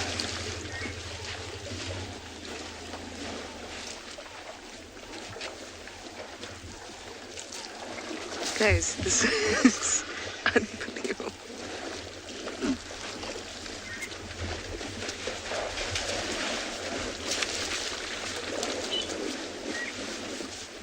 Kenny, you'd like to know how many there are now? I'd say there's about 40. 10, 12, 14, 16, 18, 22, 24, 26, 28, 30, 32, 34, 36, 38, 40, 42, 44, 46. 46 that I can count, and I still see more streaming through from behind me.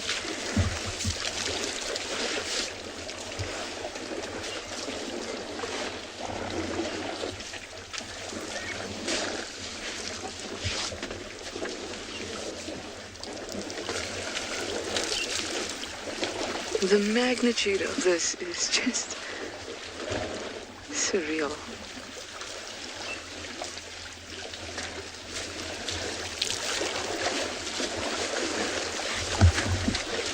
Oh, we've got another 2, 4, 6, 8, 10, 12, 14, 16.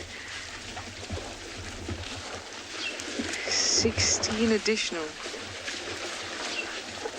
Sandra, you'd like to know why the other herd moved away so quickly? Is it because they did not get along? No, it's actually because there were 2 males. I don't know if you managed to see that. Get onto the dam wall. And once that male came through, the other herd moved off very quickly. And that's because herds usually consist of females and their offspring. We call them breeding herds. And they don't really like the big bulls to harass them, which is what usually happens. And so if they see a big male coming, they will move quite quickly. Now there's another big male on the dam wall now, and that's why these guys are moving very quickly. Can you see that big male? It's taller than everybody else.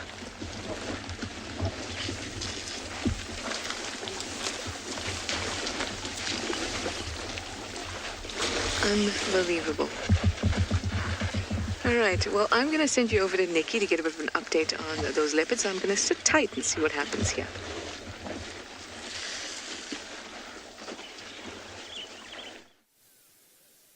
So it looks like this leopard might have spotted an impala behind us. So you can just hear the oxpeckers and look at his face. I'm also going to ask Owen just to zoom out a little bit so you can see the way that he's like sitting down at the moment.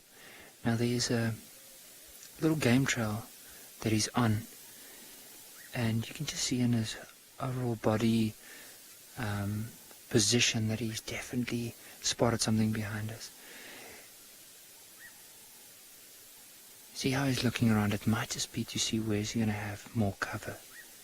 And we're not going to move at all, like even if he starts moving behind us, because as we said earlier on, we want to give him the best possible chance of a hunt if that is what he's looking out for now.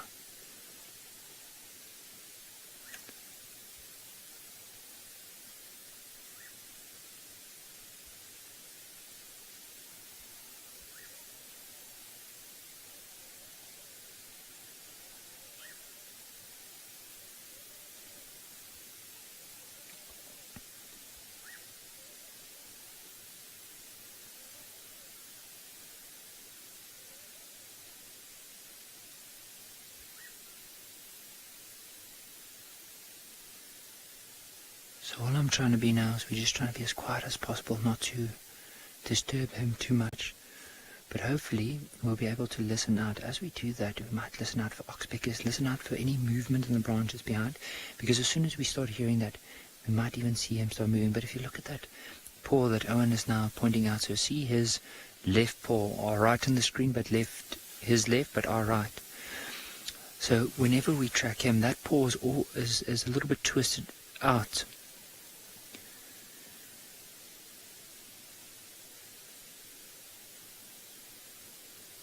So I think we're going to spend some time with him, and I think we might sit here for the next 20 minutes, because with leopards they do have a lot of patience. But I think while we do that and just sit and patiently wait and see what's going to happen, we're going to send you across to Damon and Abby on Pinder, because apparently he has 2 cheetah.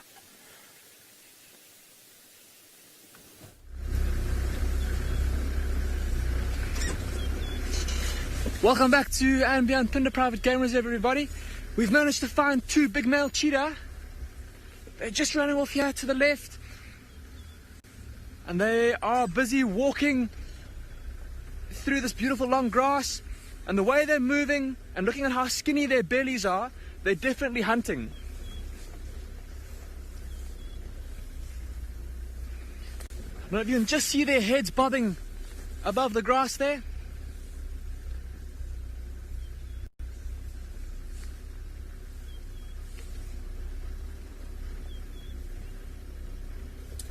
There they go through the morning light.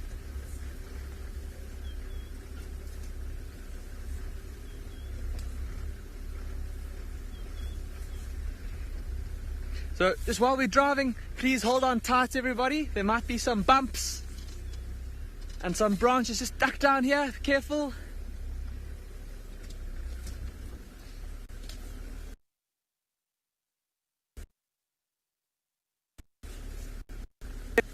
Just around the bushes here.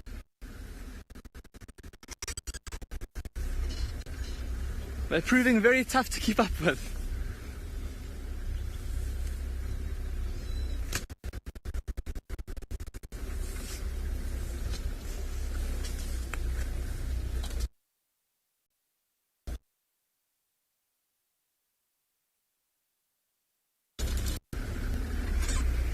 Okay, so there's a little bit of a pathway here,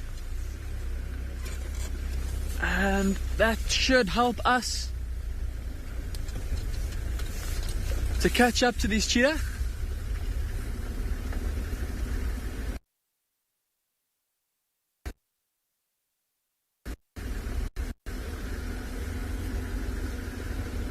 Look at that!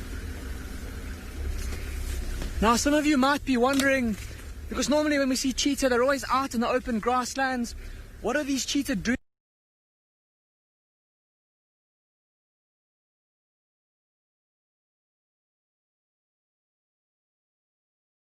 Species impala that tend to prefer living in thick areas. These cheetah here have adapted to actually hunting in slightly thicker bush.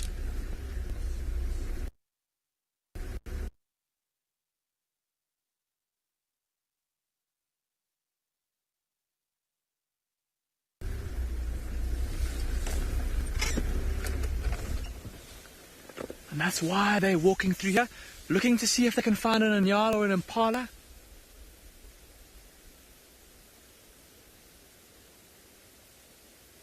Look at how alert and vigilant they are.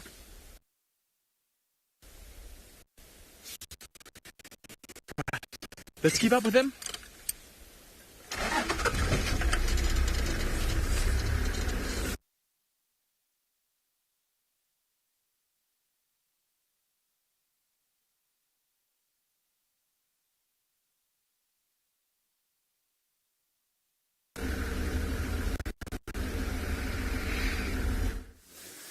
So, sorry about that. I heard everyone lost, or there was a bit of signal loss from Ambi and Pinda with the two males, but I'm sure as soon as they get into a bit better signal, we'll probably see them again.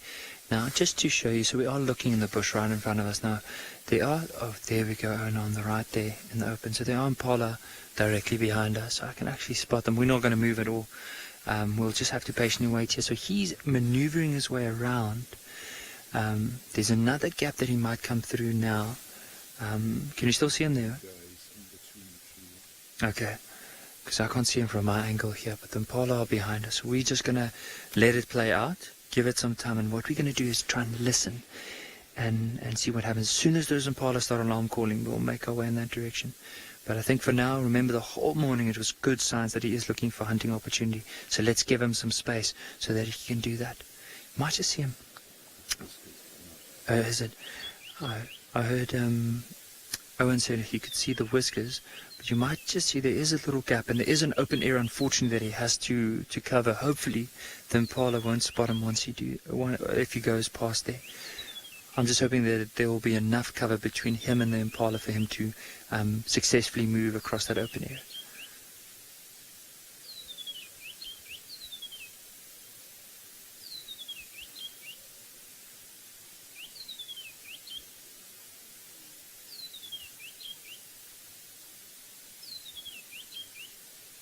Newsflow, I do agree. Like, to me, I mean, you read so much in books about animal behavior and what animals do in certain areas, but I always feel like each and every, so even though leopards in general have certain characteristics, behavioral characteristics that can be generalized across the whole group, I think also with each individual, they have very unique sets of characteristics, individual characteristics that they themselves follow, habits.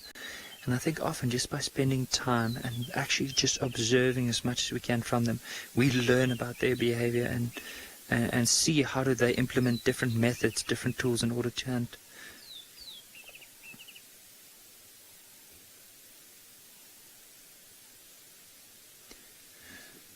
So while we're going to still carry on to see what might eventually come from this, we're going to send you across to Taylor at Pridelands with apparently some elephants.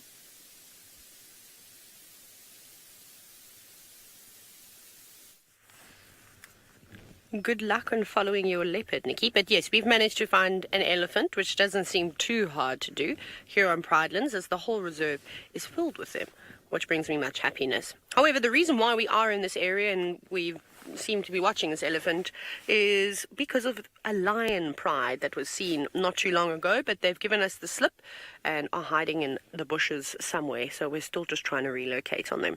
But I thought with this elephant that we're looking at, he's got a couple of buddies. There's a few more elephant bulls heading in the direction that the lions were. So I thought if we just sit here on higher ground, inevitably we should hear a trumpet and then we know where we need to go. So that's the plan this morning. Myself and Khat are also basking in the sun trying to warm up. But it is lovely. It's been, sort of action-packed with lots of signs of animals. And maybe we get lucky this morning, or otherwise this afternoon is another drive. Yay, come out into the open now. He's not too far from the road, this bull. He's just slowly feeding on a couple of things. What have you got in your trunk? Can't really see what he's looking for. He did push down half a marula tree and then did absolutely nothing to it. Oh, he has got a big branch.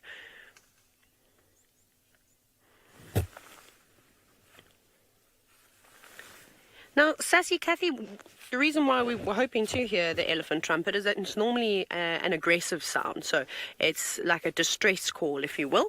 However, it's not uncommon to hear it with young elephants. Trying to sneak a suckle from mum, but too old and gets caught and gets reprimanded. They normally let out a bit of a wail. But typically, it's the distress sound. So if we hear that, and with rumbles and all sorts of things, then we know that those lions are not too far away, which is great. There's also impala and guinea fowl about. So between the three species of animals, if they walk past the lions, someone is going to let us know. And it's important to know what animals you have in your surrounding area, so that if you do start to hear an alarm call or a trumpet of sorts, you know exactly where to go. And so something just to keep in mind. Can't see what he's eating though. But whatever it is, maybe it's a bush willow that he's feeding on. Definitely after the cambium layer, after the bark, you can see he's not really interested in the leaves. He's putting the other side of the branch that he's snapped off into his mouth. And now you can see doing a little corkscrew motion, grinding down with those molars. And you can see how the bark becomes quite sort of white in colour, and that's the cambium layer. So he's trying to strip that off and get that lovely succulent section of this branch. Might even be able to hear him. There. Saving that little piece for later, just putting it in the curve of his trunk there. Another piece, saving that one. It's like a little picnic basket that he's got there. That's quite efficient. There we go, done. Stripped all the bark that he wanted to, and now he can enjoy it. Very clever. I don't think you very often see elephants, storing their food there in that little temporary pouch that they've got. Obviously, it's not a pouch, but it was quite cool to see. And now he'll start looking for another piece.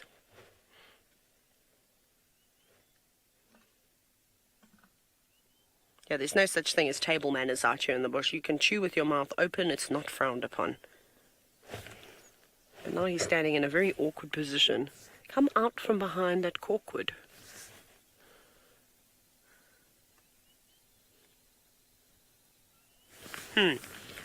Mr. Elephant. He's not making it very easy for us today. But we shall wait. We shall stick around in this area for a little bit longer. Off you go to Pinda, where Damon is still with a cheetah.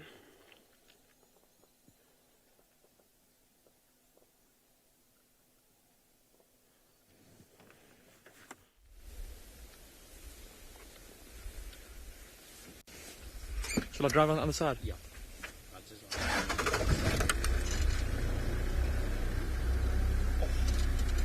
Alright everybody, welcome back Welcome back, everyone.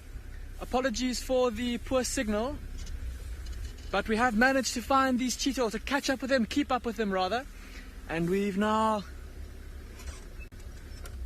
at last come out of that very thick bush where they were hunting, looking for any signs of a nyala or impala. Now they've popped out, and look at this beautiful vista that they've got for themselves here, looking down into the valley. And from this vantage point, just imagine with those super sharp eyes of theirs, how they'll be able to scan and look for any potential prey. Look at when he turns sideways, look at how skinny his belly is. I don't know if you could see how his tummy was tucked right up against his back. So they're definitely in need of a meal.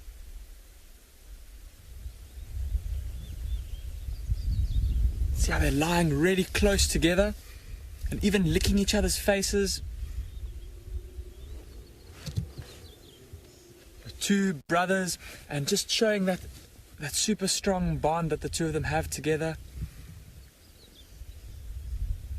And reaffirming that bond by grooming each other, cleaning off bits of grime and bits of dried blood from each other's faces.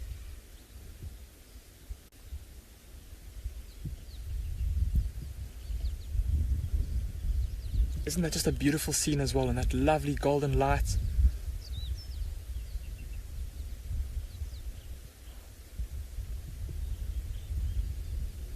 Now busy grooming themselves. Very meticulous with their cleaning. I don't know if any of you have got a cat at home, if you've ever felt the tongue of a cat and how rough it is. It's much the same with these cheetah, but imagine a cat this much bigger and how much rougher those tongues must be. And if you have a close look at a cheetah's tongue, they've actually got these little kind of opaque, almost like spikes on their tongues.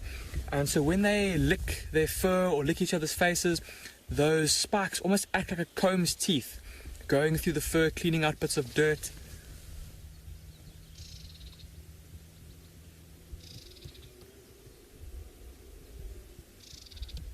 And it was actually our tracking vehicle that was out this morning that managed to find these cheetah for us, and they've been following them for quite a while. They said they've been looking to try and hunt. They tried to hunt some impala.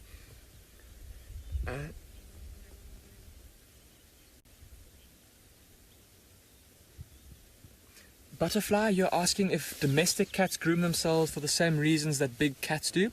Absolutely, Butterfly. It's for personal hygiene. And then if you've got two cats that are perhaps bonded, so like a mother with her kittens, mom will clean her kittens to reaffirm the bond between mother and kitten, just as these male cheetahs are grooming each other to reaffirm the bond between brothers. And that brotherly bond is part of their success. I don't know if Marcel just zooms in super close onto their faces. Have a look at how ragged their ears look and how tattered their fur is. Now, these are two pretty old males, and I think that these are the same males that you spent yesterday afternoon with Dumi. And like I said, pretty old males that have been dominant in this area for many years now. And the kind of scraggliness of their fur and the scars on their faces, just a testament to their success as dominant males, a testament to all the fights that they've been in and managed to win. And a lot of that is thanks to the bond that they share. They'll patrol their territory together, hunt together. And if one male gets injured, the other male will still be able to hunt and thus feed his brother indirectly.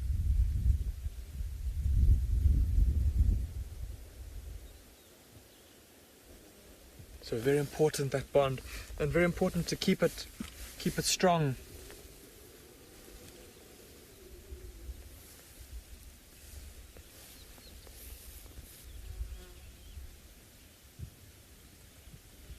Look now how he's grooming his shoulder.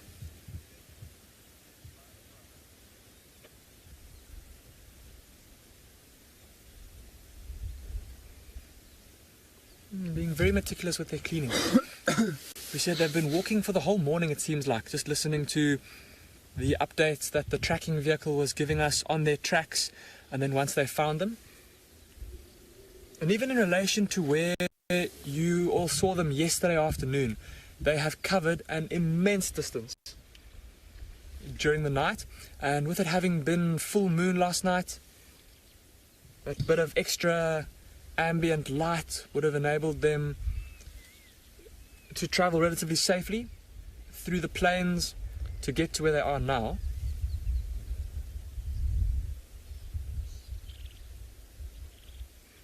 And I think now they're maybe just a bit tired, taking some time out to rest and recuperate before they carry on with their hunt.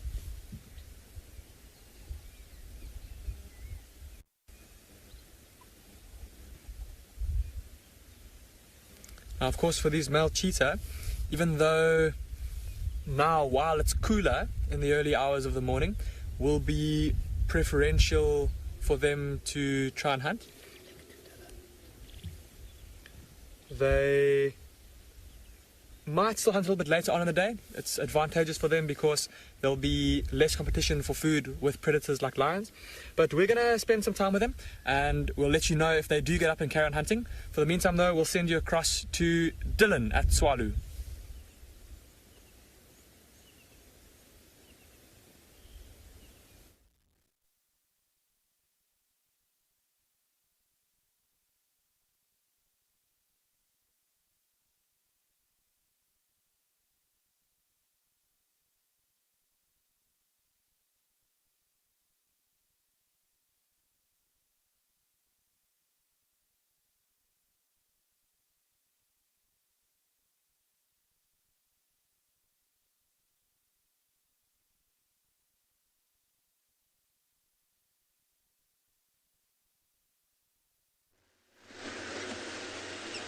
Hello everybody, sorry about those technical issues coming to you from Tswalu Kalahari. Audio issues from time to time. Welcome back to Juma. We have moved into the area that had Tundi's tracks yesterday, and haven't found anything new, which means one of two things. She's walked across a hard piece, exited, and we didn't see, or she's maybe found something to eat and hoisted it in a tree. But you'd expect that at some point she'd have to come out to drink. So that's why we check around the block. But as I've explained before, it's not impossible to drive right past the track if she walks over a very hard area. When they walk in the road, it's wonderful. You can find their tracks easier.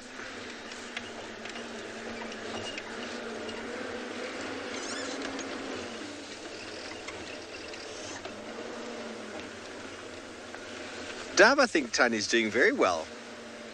Very well. She's not as grumpy as ever. She's always a little bit grumpy, but that's the Tundi we know and love.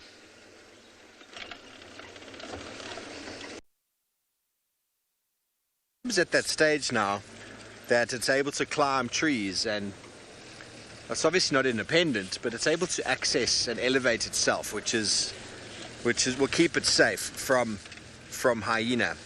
There's absolutely nothing a leopardess or a cub can do if there's a male leopard in the area that takes unfavorably to the cub. There's really nothing.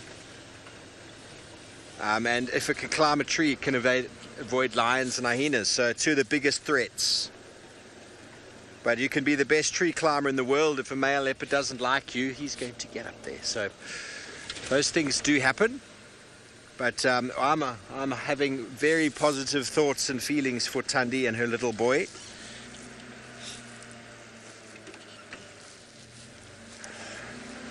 There is an elephant that walks around here that's got a cub track in his foot. You know, the bottom of an elephant's foot has got wrinkles on it.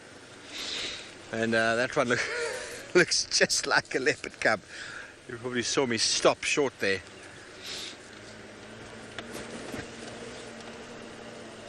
So somewhere inside this block there's a number of really nice marula trees. You'll be able to see there if we just switch off. We're ideally hoping that Tandem's moving or has been moving, and there'll be some alarm calls, some animals to shout. Obviously if we find the tracks going in and out to the same area, then you can almost be certain there's a den or a kill. Okay, well, Ambion Ngala and Nikki has got a leopard. I don't know if you can see him, but let's go have a look.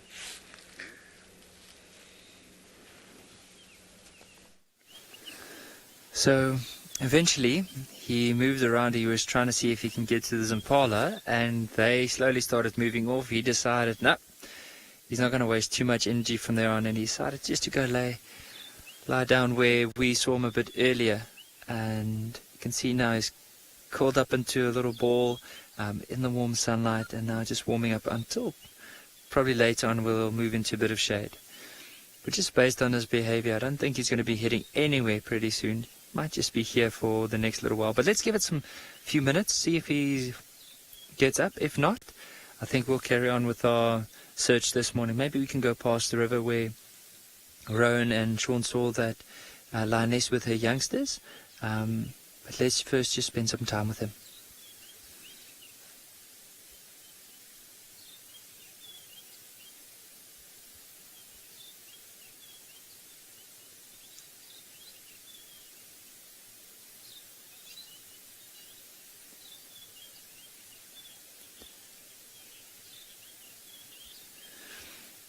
Patricia, it is definitely nap time. You can see the way that he's just lying down. It's I don't think he's going to be heading anywhere pretty soon. So what I'm going to try and do is, I think for now we're going to probably let the poor man be and slowly carry on with our search. And as we said earlier on, we're going to go see if there's any signs of possibly the lions with the youngsters. We just don't know what we're going to find. I've been trying to listen out as we were sitting here if there's any signs of more elephants or possibly oxpeckers who could tell us there's some buffalo in the area. I haven't heard anything. Also, no lions roaring this morning as of yet. So for now, let's leave him be and let's carry around.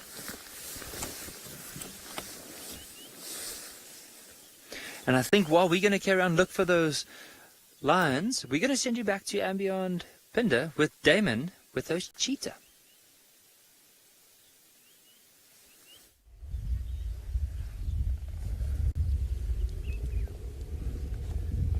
Welcome back, everyone. We're still sitting with these two big male cheetah, and as you can see, they still haven't moved too far from where they were a little bit earlier.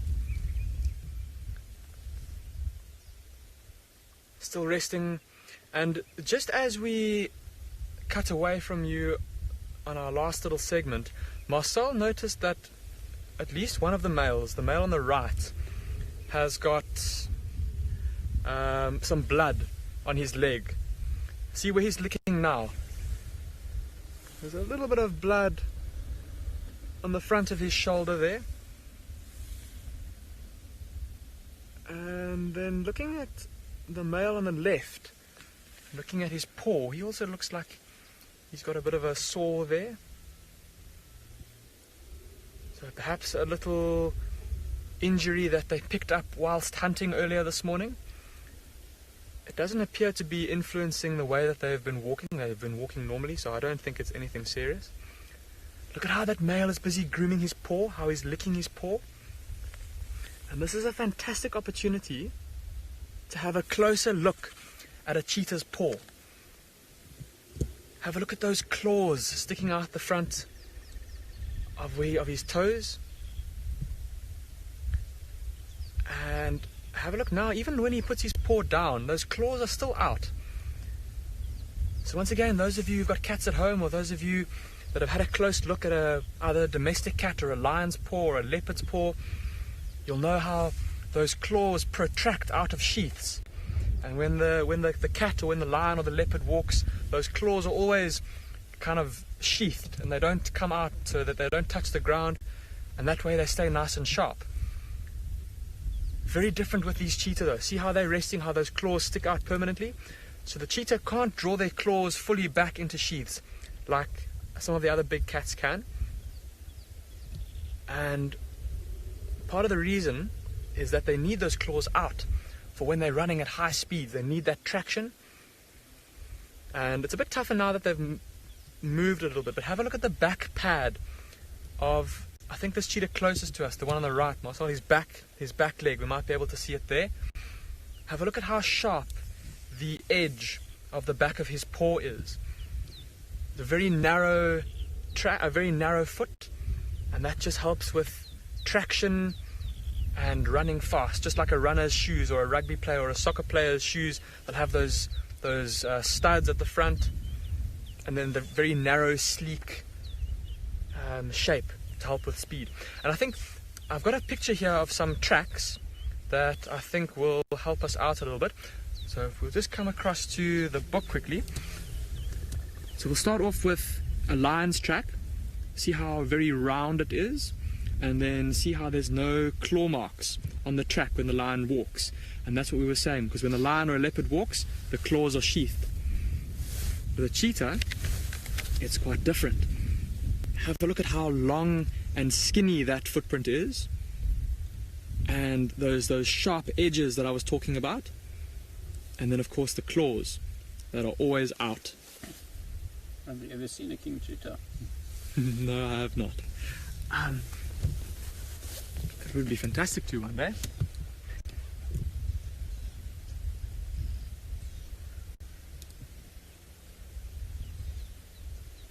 Look at how they've now positioned themselves, each one facing in a different direction, just to maximize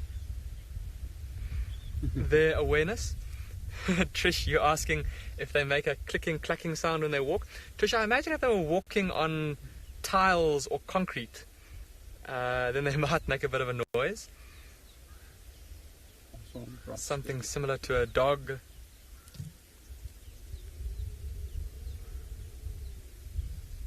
They're now starting to look pretty sleepy. Like I said, they have walked an immense distance during the night under the light of the full moon, so I think this rest is well deserved. Look how their tail tips twitch every now and then. It'll be quite interesting to watch. I'm sure that you would have seen now with Nikki's, or with the sleeping leopard that Nikki was with. They tend to sleep pretty soundly. It'll be interesting to watch now as these cheetahs sleep to see how often they open their eyes and look around, just in contrast to how that leopard was sleeping. Critter, you're saying that you've never seen so many scars on a cheetah. Well, Critter, this is what I was saying earlier about how old these male cheetah are and how dominant they are in this area. And they have to fight off. There's 2 other coalitions of male cheetah that have their territories around these 2 males, and they're constantly having to fight those males off and keep them out of their territory. These 2 males together, their territory is by far the biggest territory out of the 3 coalitions of cheetah that move through our reserve. And that's definitely what those scars would have been from.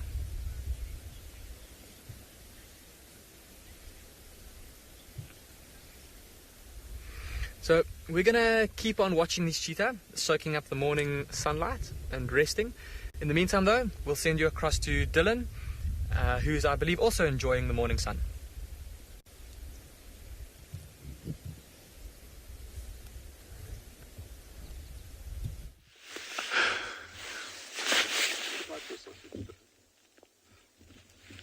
It's small, thin and white.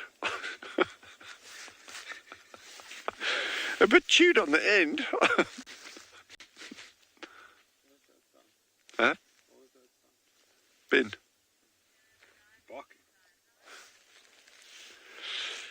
So we've waited so long for you to join us again. I actually grew a beard this time. But anyway, we've got a really, really interesting plant. So under this thicket over here, you've got these very spiky plants. It's called a mother-in-law's tongue. And I think we can all go figure that one out. See, fairly fleshy, but very spiky on top. And what's interesting, it's actually very palatable, and it's spiky for that reason, is to try and reduce the amount of time that animals spend trying to dig it out. But you can actually see over here some digging. This is baboons that have actually been digging the tubers out and feeding on them. They pull it apart there, but you can see it's very fibrous. It's very, very fibrous. It's actually quite sweet. It's not a bad taste, but I think, there's just so much cellulose content in here. It's probably not hugely beneficial to spend a lot of time eating it. But what's interesting about the leaves, I'm going to get rid of my beard here, is you got these long strap-shaped leaves, and it makes a fantastic, there you go, you can see that. It makes a fantastic string, and it's actually always fun to make like little bracelets and things for people. I'm just going to do this. Don't chop your fingers off if you try this at home. I would recommend going into the garden and taking some of your parents' really nice plants. You can make nice rope with those as well. So you see, I'm just getting 3. I'm doing this very, very briefly as a rough thing over there, and then I'm not a master platter. But basically, and I'm sure the ladies would be able to laugh and chuckle at me doing this, I actually need like a second pair of hands. Jandre, stop laughing, otherwise I'm going to rope you into this. I need another pair of hands here. Jandre, I'm going to ask Jandre just to hold, just close your finger there. Wait, hold on, open, close. Okay, there we go. And this makes a beautiful, I'm doing like a very, very coarse one over here, just as an example, but you can make this as thin as you want, or as thick as you want, and you can actually keep adding to it, and it'll go longer and longer and longer, and they become incredibly strong as long as they're wet. It's really a good kind of Hessian rope, and they are remarkably strong. And I would actually challenge, and I have over the years challenged many people to even try and break one that's not even a quarter as thick as this, much thinner. There's no ways you're going to break it. And I'm a bad example, but you're not going to break it. I mean, there's just no, but anyway, that's quite a good example, and they have been used traditionally for for making rope. I mean, that's a good rope, and you can make this as long as you want. You can make it 20 meters long. So interestingly, where our colleagues are working down at Ngala and Juma, Pinda, those areas, they've got the exact same species, but it actually gets broader leaves and much longer. So, which makes it easier if you're doing making these kind of things. These are just quite fun for doing little bracelets and things. So that's quite a nice one. And I don't know if you're going to be with us much longer, but I can show you something else very, very quickly if you want. If you move over to the vehicle over here.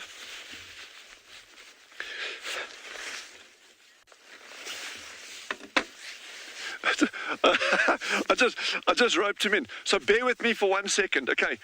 3 pieces of string. It's the same stuff that we've just made. 3 pieces of string, walk into a restaurant, and the first one asks they ask the waiter for a drink, and the waiter says, sorry, we don't serve rope.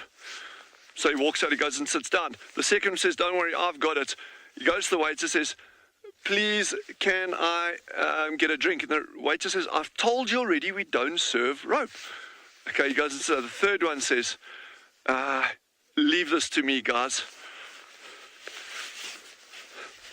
Ties himself in a knot. Okay, and he goes and asks the waiter for a drink, and the waiter says, oh sure, yeah, 3 drinks. And he comes back to his friend and says, how did you do that? But the waiter says, hang on, aren't you a piece of rope? And he says, no, I'm afraid not. Yeah, that was weak, but it's quite fun. While we're on the subject of indigenous plants and using them for We're just going to look for something else interesting here quickly, but in the meantime, head back to Ngala for the lion cubs. That should be quite good.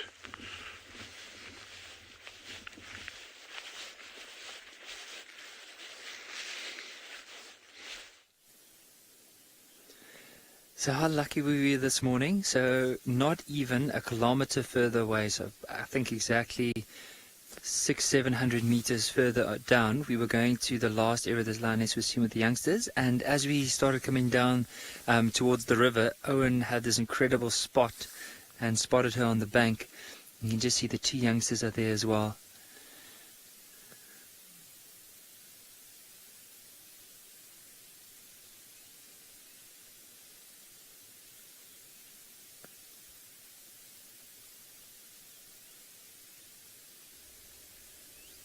Just look at the size of that little paw next to Mom, and you can see how big Mom is in comparison to that little one. So eventually, I mean, the young male would be bigger than her eventually, but that young female, maybe in 3-4 years' time, would be exactly the size of that Mom.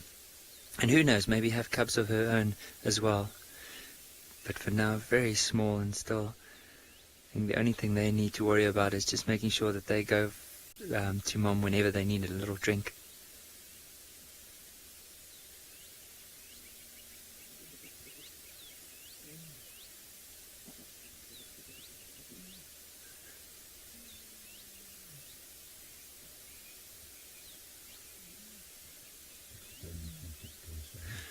So,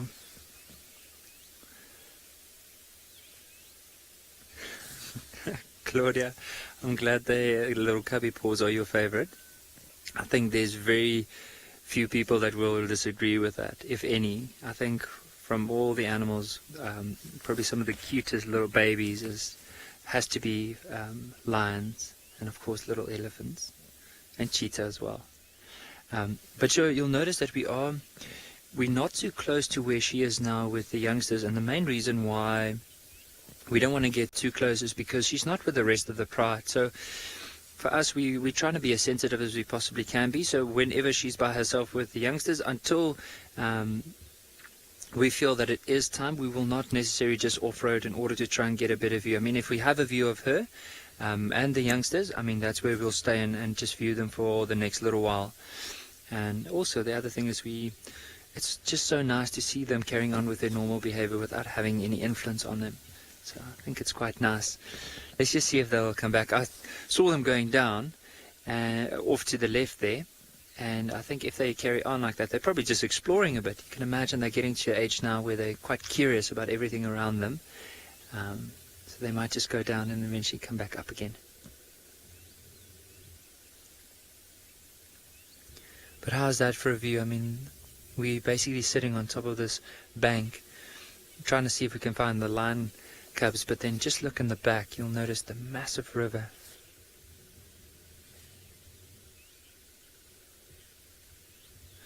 Patricia, I agree with you. I think it's probably one of the cutest little calls, or when they have to call Mom, it almost sounds like someone saying ow. So you just hear the little one go like, ow, ow. And then Mom, of course, has to go and investigate, or they'll just come back to Mom, and Mom gives like a bigger contact call. But it would be nice to hear. What we can do, though, let's spend some time with her. But if we don't see them,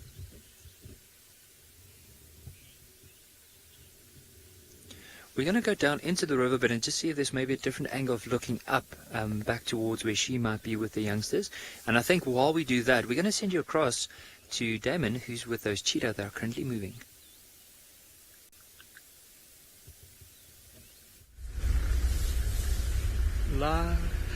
Welcome back, everyone. So these cheetah have just stood up, and they're walking again.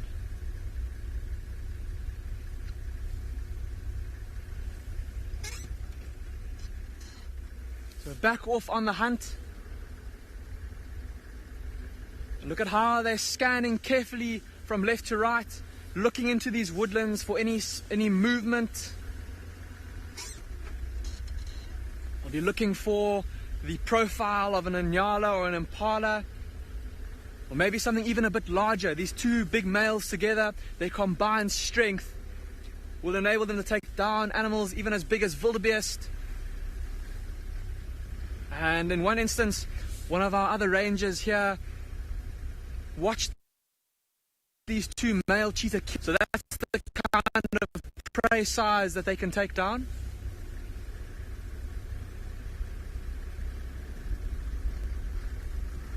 And we're just going to cruise along behind them.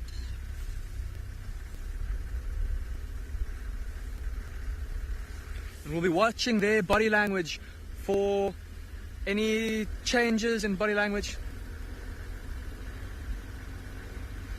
So we'll let you know if anything exciting happens here.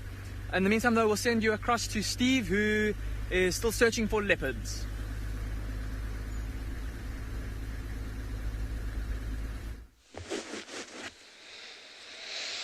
Oh, well, thanks, Damon. Welcome back, everybody.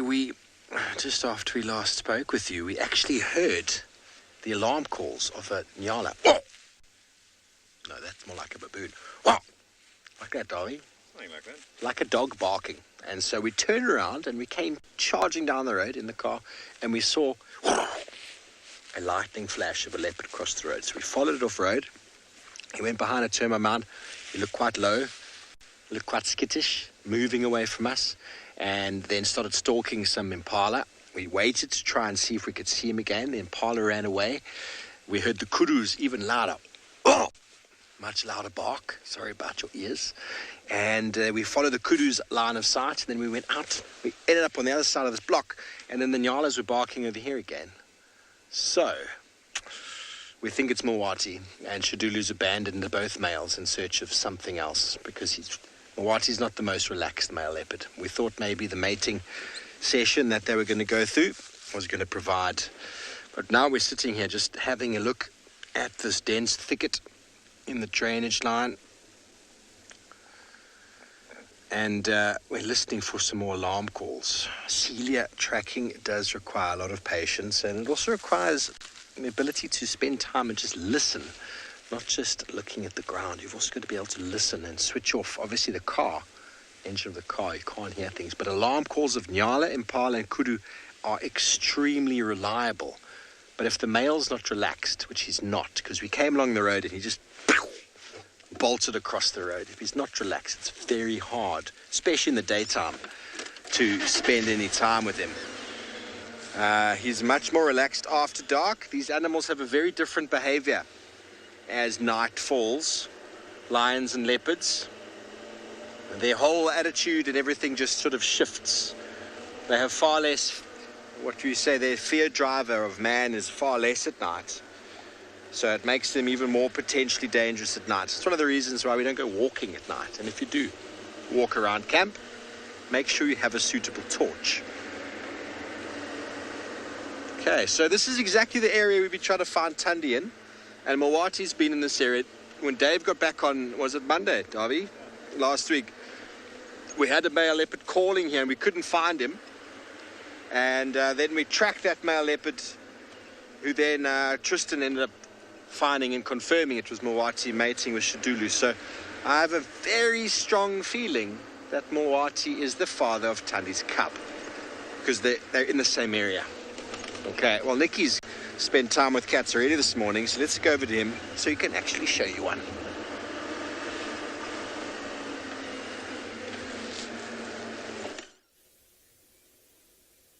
So we just managed to come down into the river, and of course these two little cubs have been up to quite a bit of mischief. So you'll see just next to them there's a branch, and as the one moved on the branch it started moving. So then for a little while they thought it was one of their playmates, so they just started playing with the branch, like trying to see if they can crawl underneath it. So it'll be interesting to see. I think the one on the right might have found a little branch to chew on, or a little twig.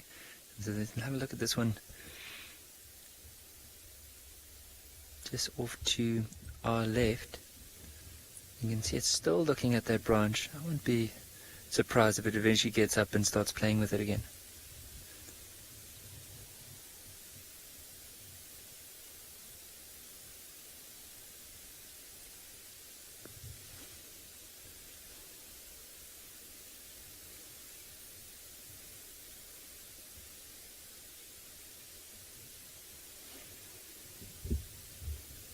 And you'll just notice off to the right of where they are is where Mom is sitting down.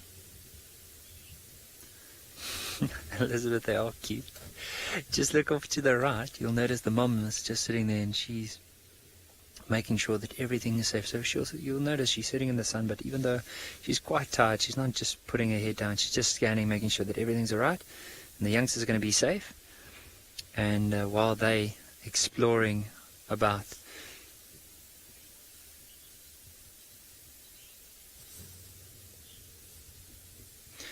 So we're going to spend some time with these lions. I know they're not going to be heading anywhere pretty soon, but let's send you across to some animals that are on the move and possibly going to hunt back at and beyond Pinda with Damon.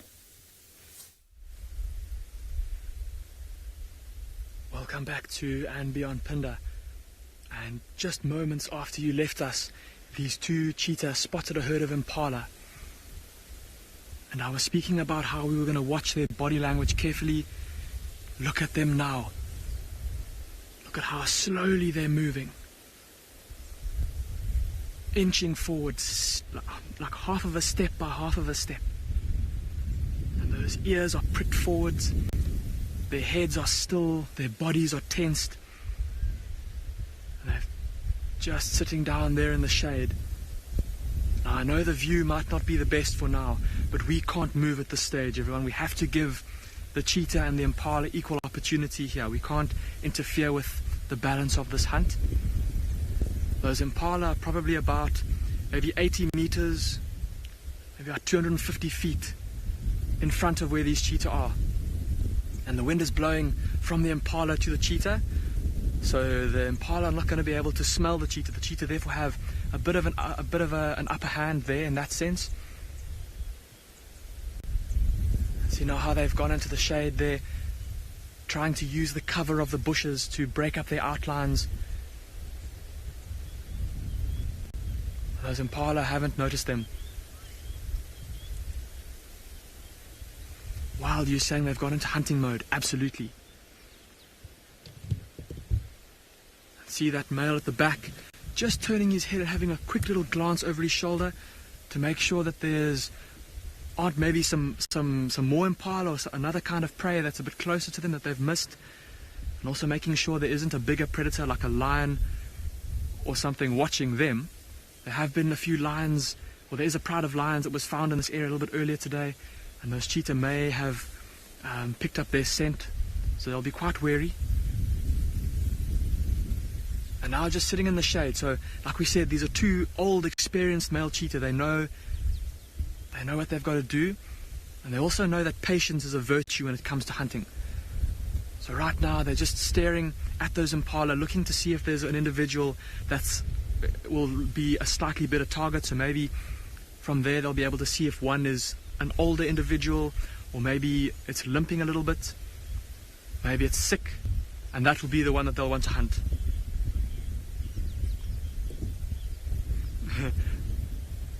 Louis D. Line, you say they're revving their engines. They're definitely getting their engines warmed up, Louis D. Line. I don't know if they want to do any revving though, because that might chase the impala. Alright, so the impalas have started to feed a bit more to the left, and they're heading into some thicker cover, which will be good for these cheetah. It'll mean that they'll have kind of more places to hide as they sneak up on the impala. And we're going to watch them now. Also, it's also now a good opportunity for the cheetah to have a closer look at this herd. With the impala all strung out in a line, they'll be able to select their target.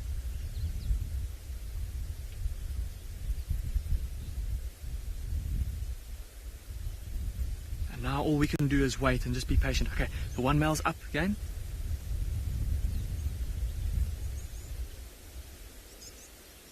And we've noticed with these two male cheetah that there's one in particular that seems to be slightly more dominant, and he tends to lead the hunt. Look how he's slinking back. He's obviously decided that that's not a good move for now. Christina, you're asking how often do cheetah hunt? Christina, if they can fill their bellies every 3 days or so, they'll be comfortable. So see how they've now turned around? They've now got their heads down, they're slinking around. They've decided that this is not their best angle of approach. There's quite an open gap between the bush where they were hiding and the impala. So they're coming around into that thicket. Remember I said earlier the impala have moved into a denser thicket. That's right where the cheetah are coming. Look at them coming right towards the vehicle. Here he comes. Sit very still, everybody. He's too close for Marcel to film. So he's just moving around and going to try to approach them from a slightly different angle. The second male has just come out on the road. I'm going to move out of the frame, and he's going to come right past us too. So this is that slightly more dominant male that I was speaking about. See the scars on his face? That's how we can identify him. Look at how he's walking with his head down, trying to minimize his profile. I just want to see where they're going. Okay, they've moved sufficiently far away enough that I think we'll be able to position ourselves. The impala also pretty far away from us too, so we're not going to have an influence in this hunt if we move now. So let's just turn around.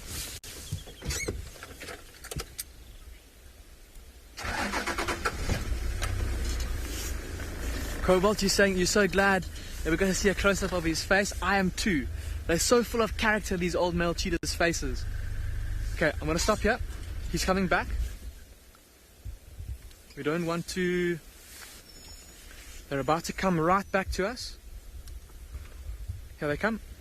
So you might be able to see another vehicle there. It's just one of the game drives. Other game drive vehicles. Here they come straight towards us. So obviously that angle that they were going to take, also not quite suitable for them. So they're readjusting once again. Here they come. And it actually looks like they are moving out of the area of these impala. So I wonder if they've just decided that this is not an opportunity that's worthwhile for them to take. We were talking about how every 3 days or so, if they can eat, they'll be doing well. They don't want to waste any energy hunting.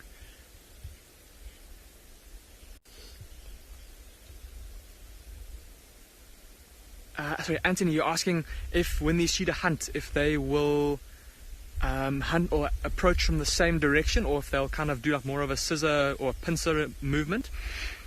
Anthony, they, in my experience watching these cheetah, they tend to go from a similar area. So they won't quite like lions like loop around as you often see with lionesses. They'll tend to both go from the same direction. But then as the hunt kind of unfolds, as the animals start to scatter, you'll often find that one might see or anticipate the curve that an animal's going to run, and he'll try and cut them off. But that maneuver normally happens once the hunt is actually on, once the chase has begun, in my experience that I've seen while watching these male cheetah hunt. And again, they've seen something. Look at their body language again. They've started to prick their ears, and they're staring into the thickets there. And that's a much denser patch of bush there. So again, sitting down and weighing up their options. Like I was saying earlier, they don't want to waste energy starting a hunt that they feel they're not going to have success in. And that kind of intuition has come with their years of experience.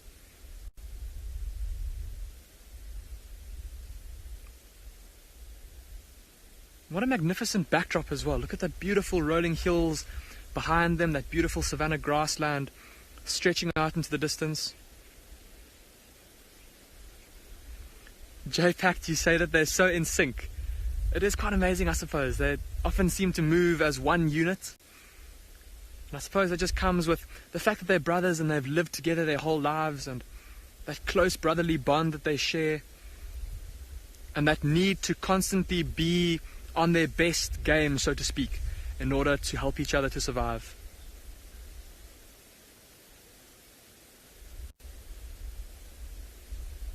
Yeah. Just the most magnificent scene.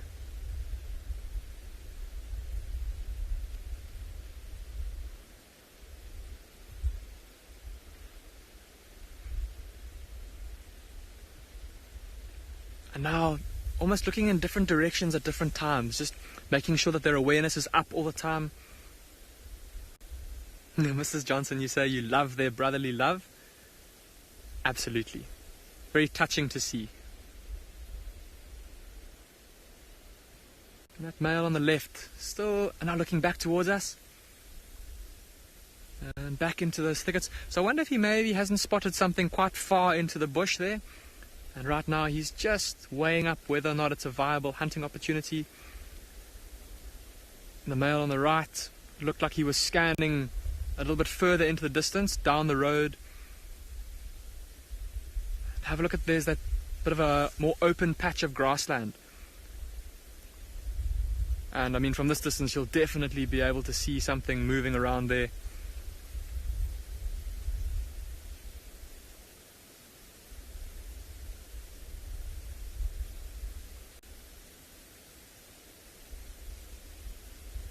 And now looking in opposite directions.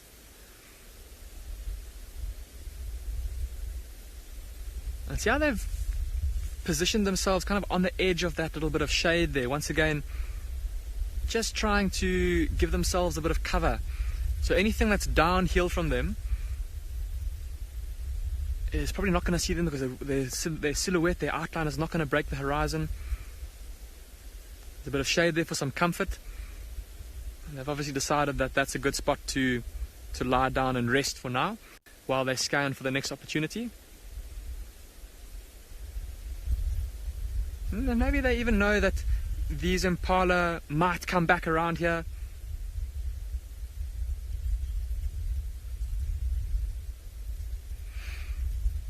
While we spend a bit more time with these cheetahs that are busy resting now, we'll send you across to Nikki, who's also got some resting big cats.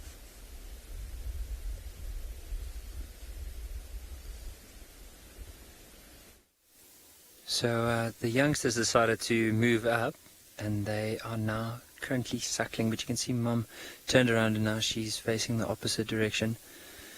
And it's hard to see. I think what we'll do as well is, if they don't start moving in the next little while, we'll probably also carry on and see if there's any other signs. Even this afternoon we can come back here, and also that leopard, and see if there's any changes there. But what I want to do is, let's give it some time there. I just want to grab my map. I'll let you know when I'm ready, and I just want to show you where we've been driving this morning, where we've seen some of the animals, and where we're hoping to go this afternoon. So, and whenever you're ready, if there's... Oh, let's just give it a bit of a good time, because you look at the youngster coming up.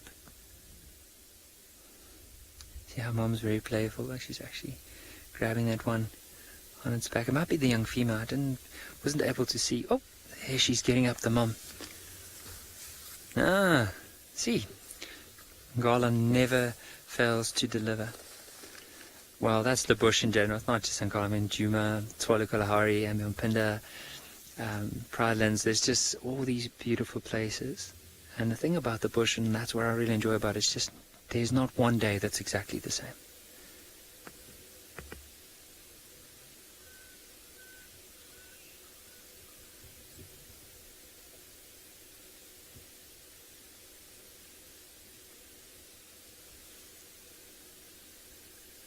Imagine them coming into the riverbed.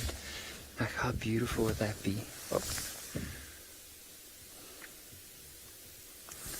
Mom was just repositioning a little bit.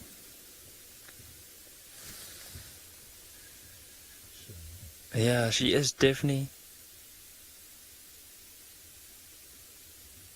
Elizabeth, we have been very lucky.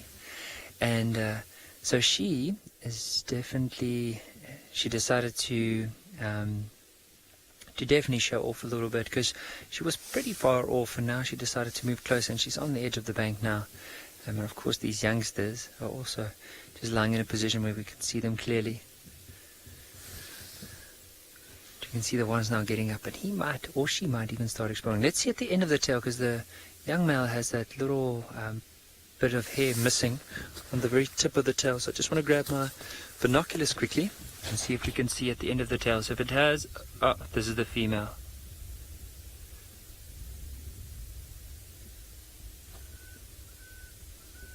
So the young male is playing it very safe. He's all cuddled up next to Mom. But the young female explorer at heart. So she's just scanning the area to see if there's any potential thing that she can possibly hunt. No, I'm kidding. She's just probably scanning, very curious of what's going on around her.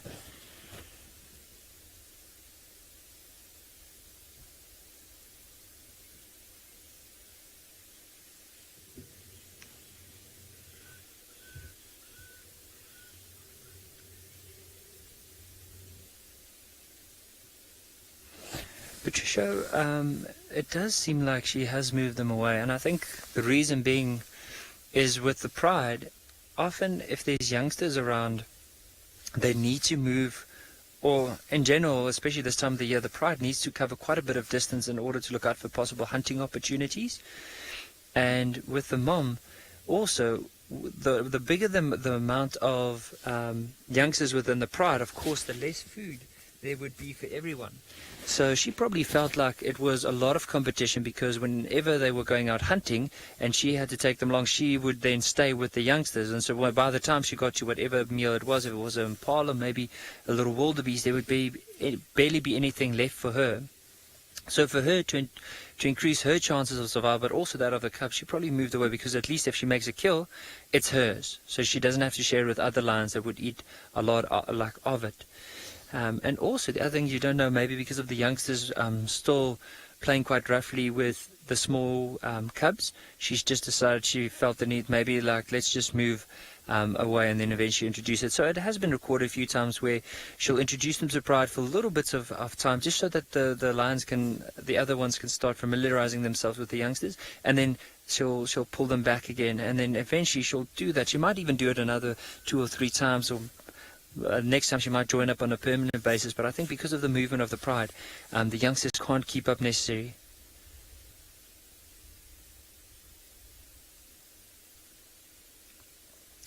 So we're going to enjoy these lions, and while we do that, I'm not sure if Dylan found anything, or if he's enjoying the sun this morning, or if there's any potential update for us. But we're going to send you back to Tswalu Kalahari, to Dylan, and just find out.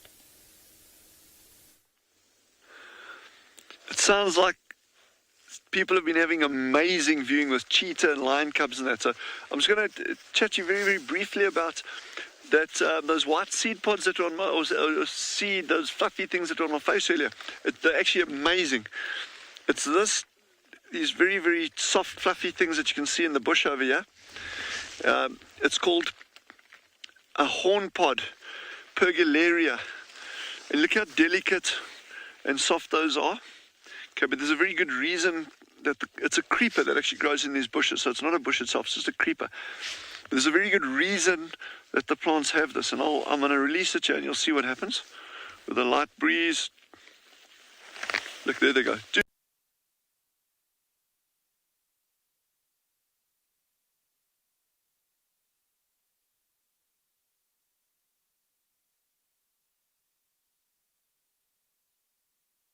There's the seed. You can see the seed inside there. Tiny, tiny, tiny little thing. And so that's its mechanism of dispersal, is having this beautiful feathery coating on the outside, and the lightest of breezes. I'm going to hold it up here and you'll see what happens. Look, just gone. And that went about 30 meters that side. So, but the other important stuff is the seed covering, these filaments are incredibly important out here for a lot of species of nesting birds, for building their nests, like Cape Pendula and tits, and then also lining as nesting material. So there's lots of ways that these can get dispersed. The key thing is wind, but it just shows like the ecological role. Obviously, the plant's first thing is like, I need to disperse my seeds to grow, but they can also perform a lot of other ecological functions in the meantime. So, and it's yeah, you can actually see. I know it's not great, Chandra. I don't know if you can see here where my finger is. There's actually the creeper twining up this bush over there. Annette, yeah, thank you for that. Yeah, it is very interesting, and everything out here is interesting.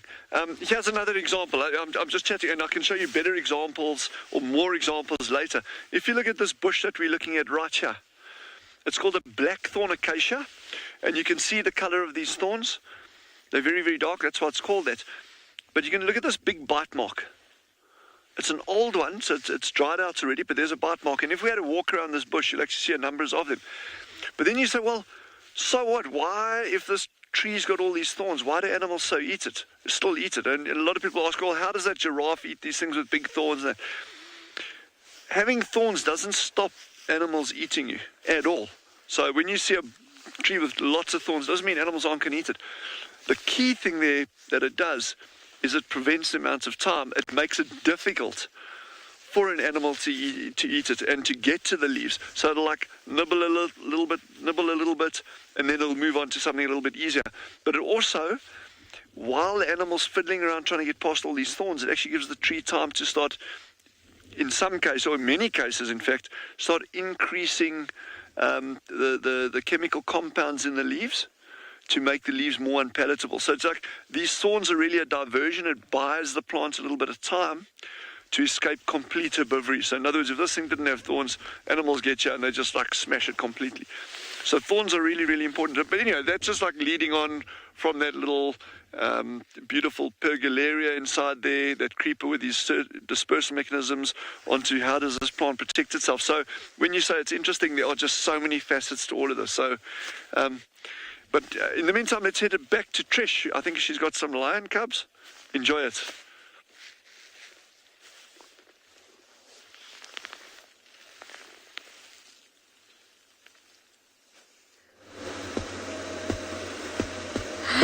Ta-da! I don't have lion cubs, but thank you for being hopeful, Dylan. I wish I did. I really did. We had a thorough look in the south and the east for the cubs and for the Nkahumas in general, and couldn't find a thing. And the last tracks of them were seen around vessels. So I checked most of the south and east of Chitwa. Couldn't find anything, and then I came out here as well. Thought maybe Treehouse Dam or something like that, and could not find them. But that's okay. I'm quite satisfied with our elephants this morning. So I'm just cruising back towards the spawn. I can't smell breakfast just yet. Claudia, speaking of eating, thinking about breakfast, no, but what Claudia actually says, what she thought I got eaten by an elephant. How upsetting that would be for, just in general, the elephant, for me, my family, elephant's family, BK. It would just be upsetting. Luckily, I didn't, but they did come streaming through in a way I must say I haven't experienced before. And it was just beautiful. I'm so glad that the whole experience happened while you were with me, so we could share that. Anyway, like I said, I'm feeling breakfast take over me. I'm sure Steve feels a similar way, but let's see what he's doing.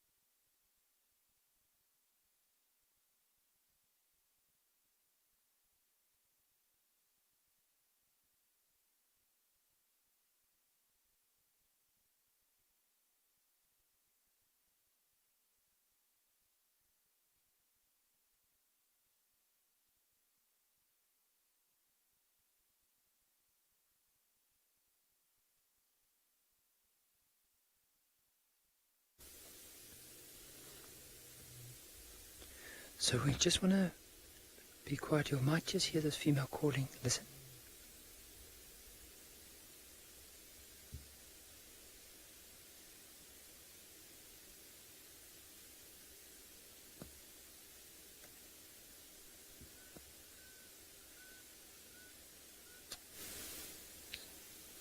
I think she was probably just calling the cubs, but sorry about that. I heard there wasn't any audio with Steve, but hopefully we'll get that all sorted, and then next time we'll have some better audio there. But basically, the lioness, she wasn't too sure where the youngsters were, so she started calling. You now see some of the youngsters actually coming back towards her now. It's almost her way of saying to them, okay, come on, you're venturing a bit too far off now, it's time to come back. But it looks like, just see the head of the one. Might be stalking Mom. So Mom's just gone and lied down. Let's see if that youngster's after Mom's contact call just now if they'll come back.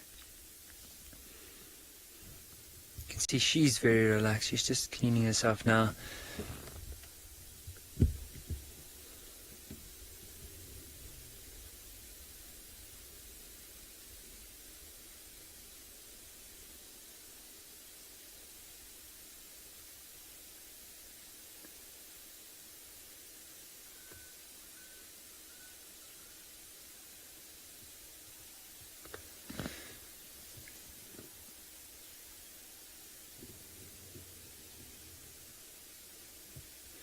Sarah, I do think that there might be a bit of safety as well, because you can imagine the riverbed often, because of the vegetation around it, is a lot denser than in comparison to most areas in the reserve, and that's why she probably will keep them here. Now, she just went and she lifted her head, but if you look on the left of where she is, you'll notice there's quite a few of these green shrubs.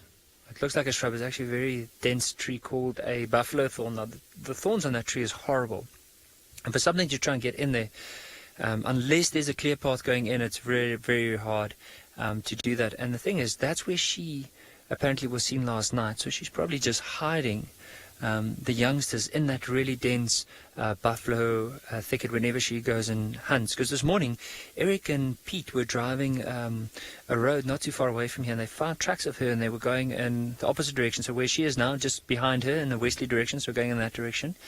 And there was only tracks of her, so she might have left the youngsters here to go and look for a hunting opportunity, and then eventually came back. And so this area then at least gives her enough protection. But also the other thing about the riverbed is that a lot of animals, there's a bit of water behind us in one of these pools, and so you might find that the animals that then come down to drink, she could be patiently and strategically waiting here for them to come down and use that as an opportunity to hunt. For her, it's just now basically trying to make most out of every situation and be as opportunistic as she possibly can be, and bearing in fact that there's some youngsters around, so she can't be very selective. Whatever she can manage, her size, probably a little bit bigger than her, and her size down, that's what she'll be aiming for. So impala would probably be the main one, but if there's any warthogs, wildebeest, zebra in the area, she'll also take that opportunity. And just for her now at the moment, she has such a nice vantage point of everything around her. Now, I'm going to ask Owen just to zoom out and then just do a little pan, I think, from her just around, just so that everyone can see the riverbed that we are currently in. And then afterwards, so have a look at that. So this is the view that she would have. I'm just going to lower my head so that you don't see any of my head, but just have a look at that. How amazing is it though?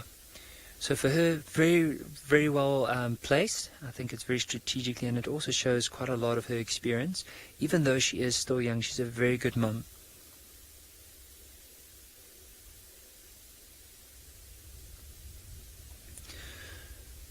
But I think from here on, maybe this afternoon we'll come back, see if she's still here, maybe also see if that young Makoti male is still in the area, and if he's been successful with some impala. Unfortunately, they moved away a bit earlier, but there's a good chance that he might still be within that area.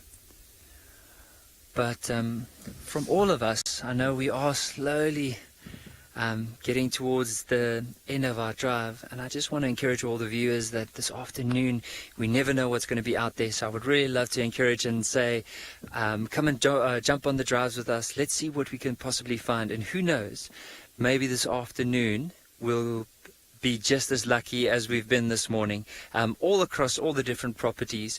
But just from our side, thank you so much, and hopefully we'll see everyone this afternoon.